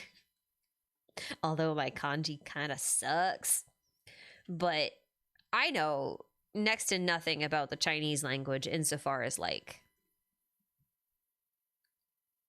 grammatical structure and stuff. But even just going through and learning about each character as I need to, using reference materials and stuff like that, has been a really fascinating experience because I'm not used to languages where entire words are represented by a single symbol. You know what I mean? It's very foreign to me, and that's not a good word to use here, but like it's not something I'm used to. How's that? But there's so much to learn. There's so much to, because like, how do I put this? The way a language is structured really helps define the way a culture develops over time. So, for example, English is a very direct language. It's a very simple language, right? There's not a lot of room to hide things in the words you have. It's very simple and straightforward in its construction and its execution. And if you look at people who are born speaking English in English-speaking countries, they tend to be that way, right? They're not very good at beating around the bush or being weaving deep meanings in between their words. Like the wordplay tends to be more of a joke than something to marvel at, right? And then you look at a language like Chinese, and you can see the nuance in all of the words and everything. And then suddenly, like the way that they structure their sentences makes you understand why they tell the types of stories they tell, or why they write in a structure that they write, or why they interact with each other in such a way. Like why someone might say a line to someone else and you might be looking at it, a direct translation of it being like, but what does that mean? What does that mean? But like everyone else who naturally speaks Chinese automatically understands. Like there's something that gets lost when you can't understand that context. And like even just getting a very small glimpse into it is fascinating and really opens your mind to things, or at least it did for me.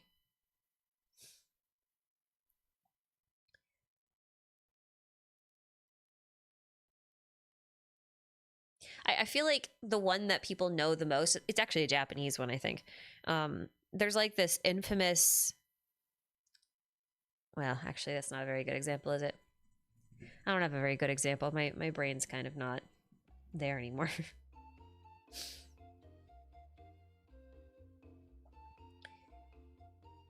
I'm wrong. We just don't emphasize grammar enough in schooling. Literature and poetry do exist. That's not what I'm saying. That's not at all what I'm saying.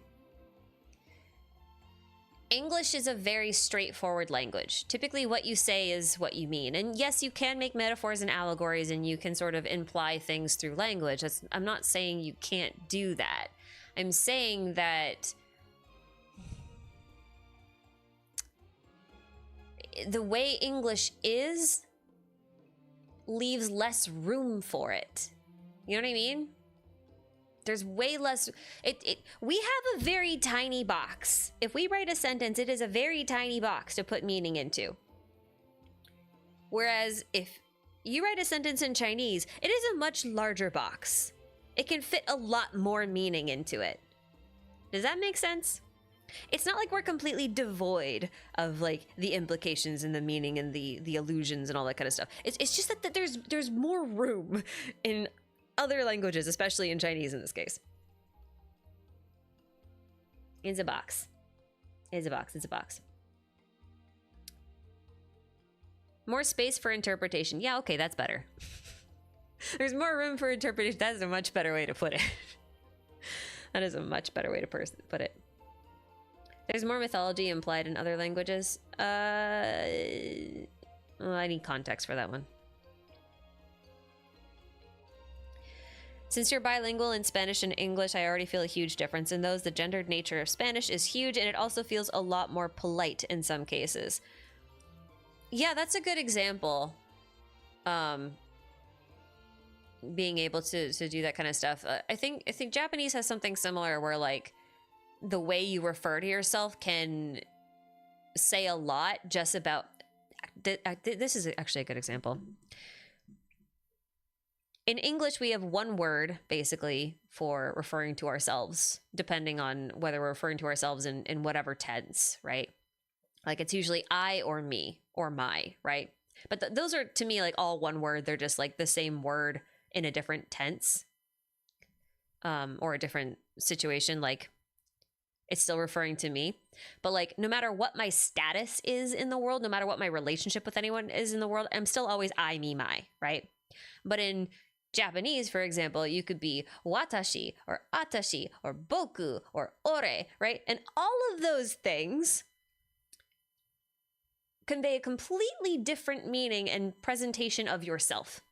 Whether you think yourself as more feminine, whether it's more casual, whether you think yourself more masculine, or whether you think yourself like lesser in terms of rank. Like, all of those things can get conveyed by one word, but they all mean the same thing. They're all still referring to you. They are the equivalent of I, me, my, right? So that's kind of what I'm saying. Is they in a lot of ways, like, languages can vary in the amount of specificity that they have in terms of their words and their sentences, but also in terms of, they can also be way more specific in certain ways. This is one of the ways where English is just like, this is me. There's no context for me. This is just me. I will provide you with nothing else. So when I say me, I mean me. I will tell you nothing else about what I mean by me. It's just me. But in Japanese, you're actually giving like a whole bunch of context by which me word you chose to use, right? That's kind of what I mean. That's a lot of the context that gets lost in translation. It's really difficult to bring that over. Especially when it comes to like relationships with other people too, because like it doesn't just apply to like personal pronouns. It applies to like how you refer to other people, like what kind of honorific you give them. We don't have honorifics in English, really. We have like Mr., Mrs., Senior, Junior, that kind of thing, but no one uses those. Barely ever. We use them in like a professional context and like maybe in like a corporate context sometimes, like, or if you're in the military, it gets used there. But like in daily life, never. You would never say, my honored mother, and not mean it in a non-sarcastic way. You would never say that. Right?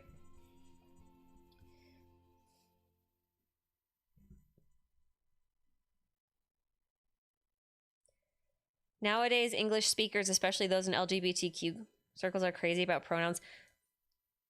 Okay. The personal pronoun everyone can agree on is I, me, and my. That is the one I'm referring to. Not he, she, they, or anything else. Those are not my pronouns. Those are the pronouns other people use to refer to me instead. That's different. It is not the context of what I was saying at all. My controller died again.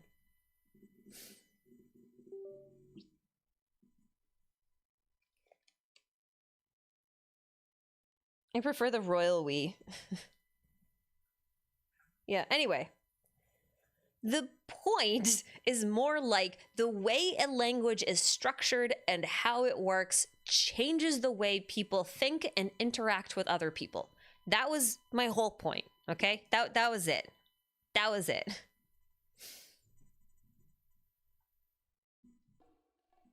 No more me, just we. Turn that around.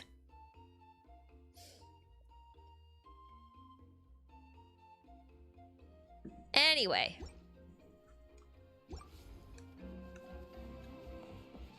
Waffles.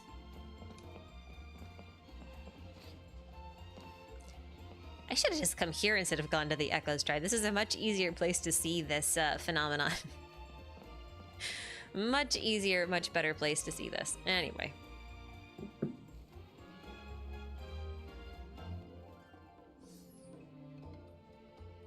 Have you seen the disconnection about the creation of Marjavare? I don't quite know what you mean, but that's okay.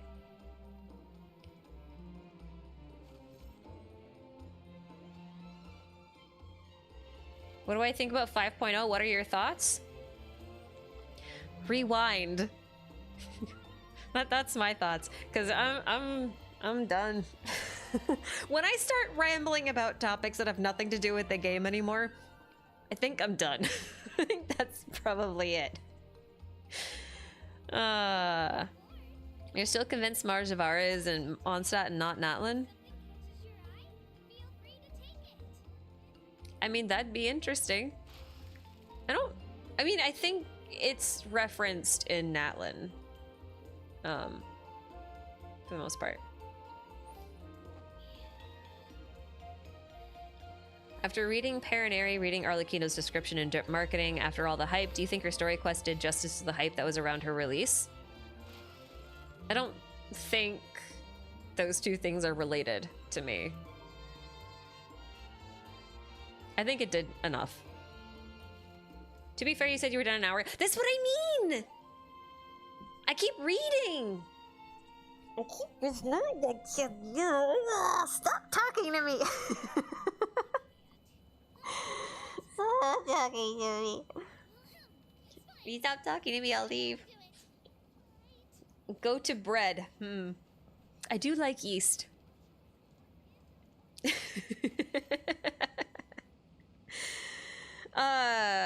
For people who have just walked in, if you're asking about the Wyobs or my thoughts on Natlan or anything else, chances are it's already been mentioned in the stream already. This is obviously going to be a VOD. You will be able to find it on my channel for the rest of all time until YouTube dies. Probably. But I am gonna head out. It's time to choose illiteracy. Yes, that's right. You guys can't stop me because I can't read. All right. Next time we meet, I will have a much better idea of how I feel about the timeline, and I'll have sifted through more of this information that we have. I think the next video you're gonna get from me is gonna be not a recap on the Archon quest, but I kind of want to give an overview of the new and important and unique things that we have learned as a result of not just the Archon quest, but just entering Natlan in general. So almost think of it as like a beginner's guide to Natlan, which I still haven't done for Fontaine yet, except it's not gonna be like the whole timeline, so I'm gonna have to call it something else. So I think that's gonna be next, and then after that, I think we're gonna do the Deshret theory next. And even though I'm calling it the Deshret theory, it's got a lot of Natlan in it. It's gonna be like at least half Natlan. I think that might be next. But yeah. You guys are really gonna like this one though, I promise, I promise, I promise, I promise. This is gonna be really messed up.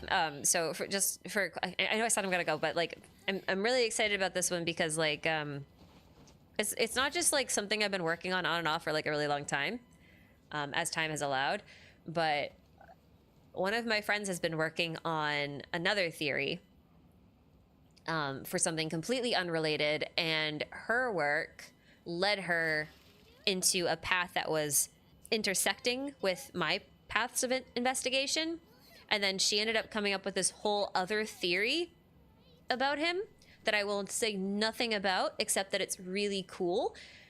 But the thing that I thought was coolest about it is that it supported what I wanted to write and like the work I had already done, but from a completely different angle and a completely different way. And so I am really excited to try and do this explanation justice, because right now our conversations basically are arms flailing about, yelling random words like pyrite, hornets, milk, and then everyone else going, ah! And that's like the whole discussion.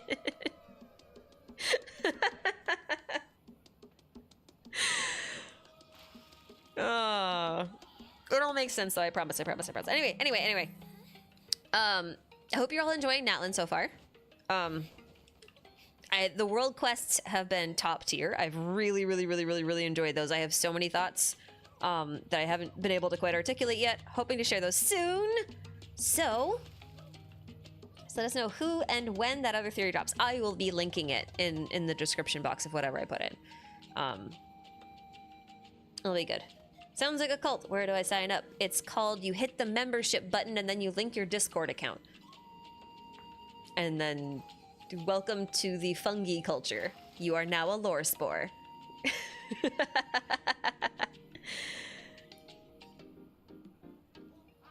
Like how compact the world quests are? Yeah, that does help too. I'm gonna have to compile them. That's gonna be a nightmare though. All right, though. I'm gonna go. If we have any other things to talk about, we'll do it next time. Like I said, I'm gonna do this more frequently. I've already been doing better. I've been doing at least twice a month, which is so much better than I have been. So, okay, done. What's next? There's instructions on the community tab. If you switch over to the members only filter, you'll see a set of instructions on how to link your Discord account to your YouTube account, and then that gives you immediate access into the Shroomaroo Academia, because we are a culture of fungi, and you are a lore spore. Welcome. So we'll see you there. If anyone got gifted a membership too, you are also able to do the same thing. So. Yeah, I'm gonna go. I'll see you guys later. Bye.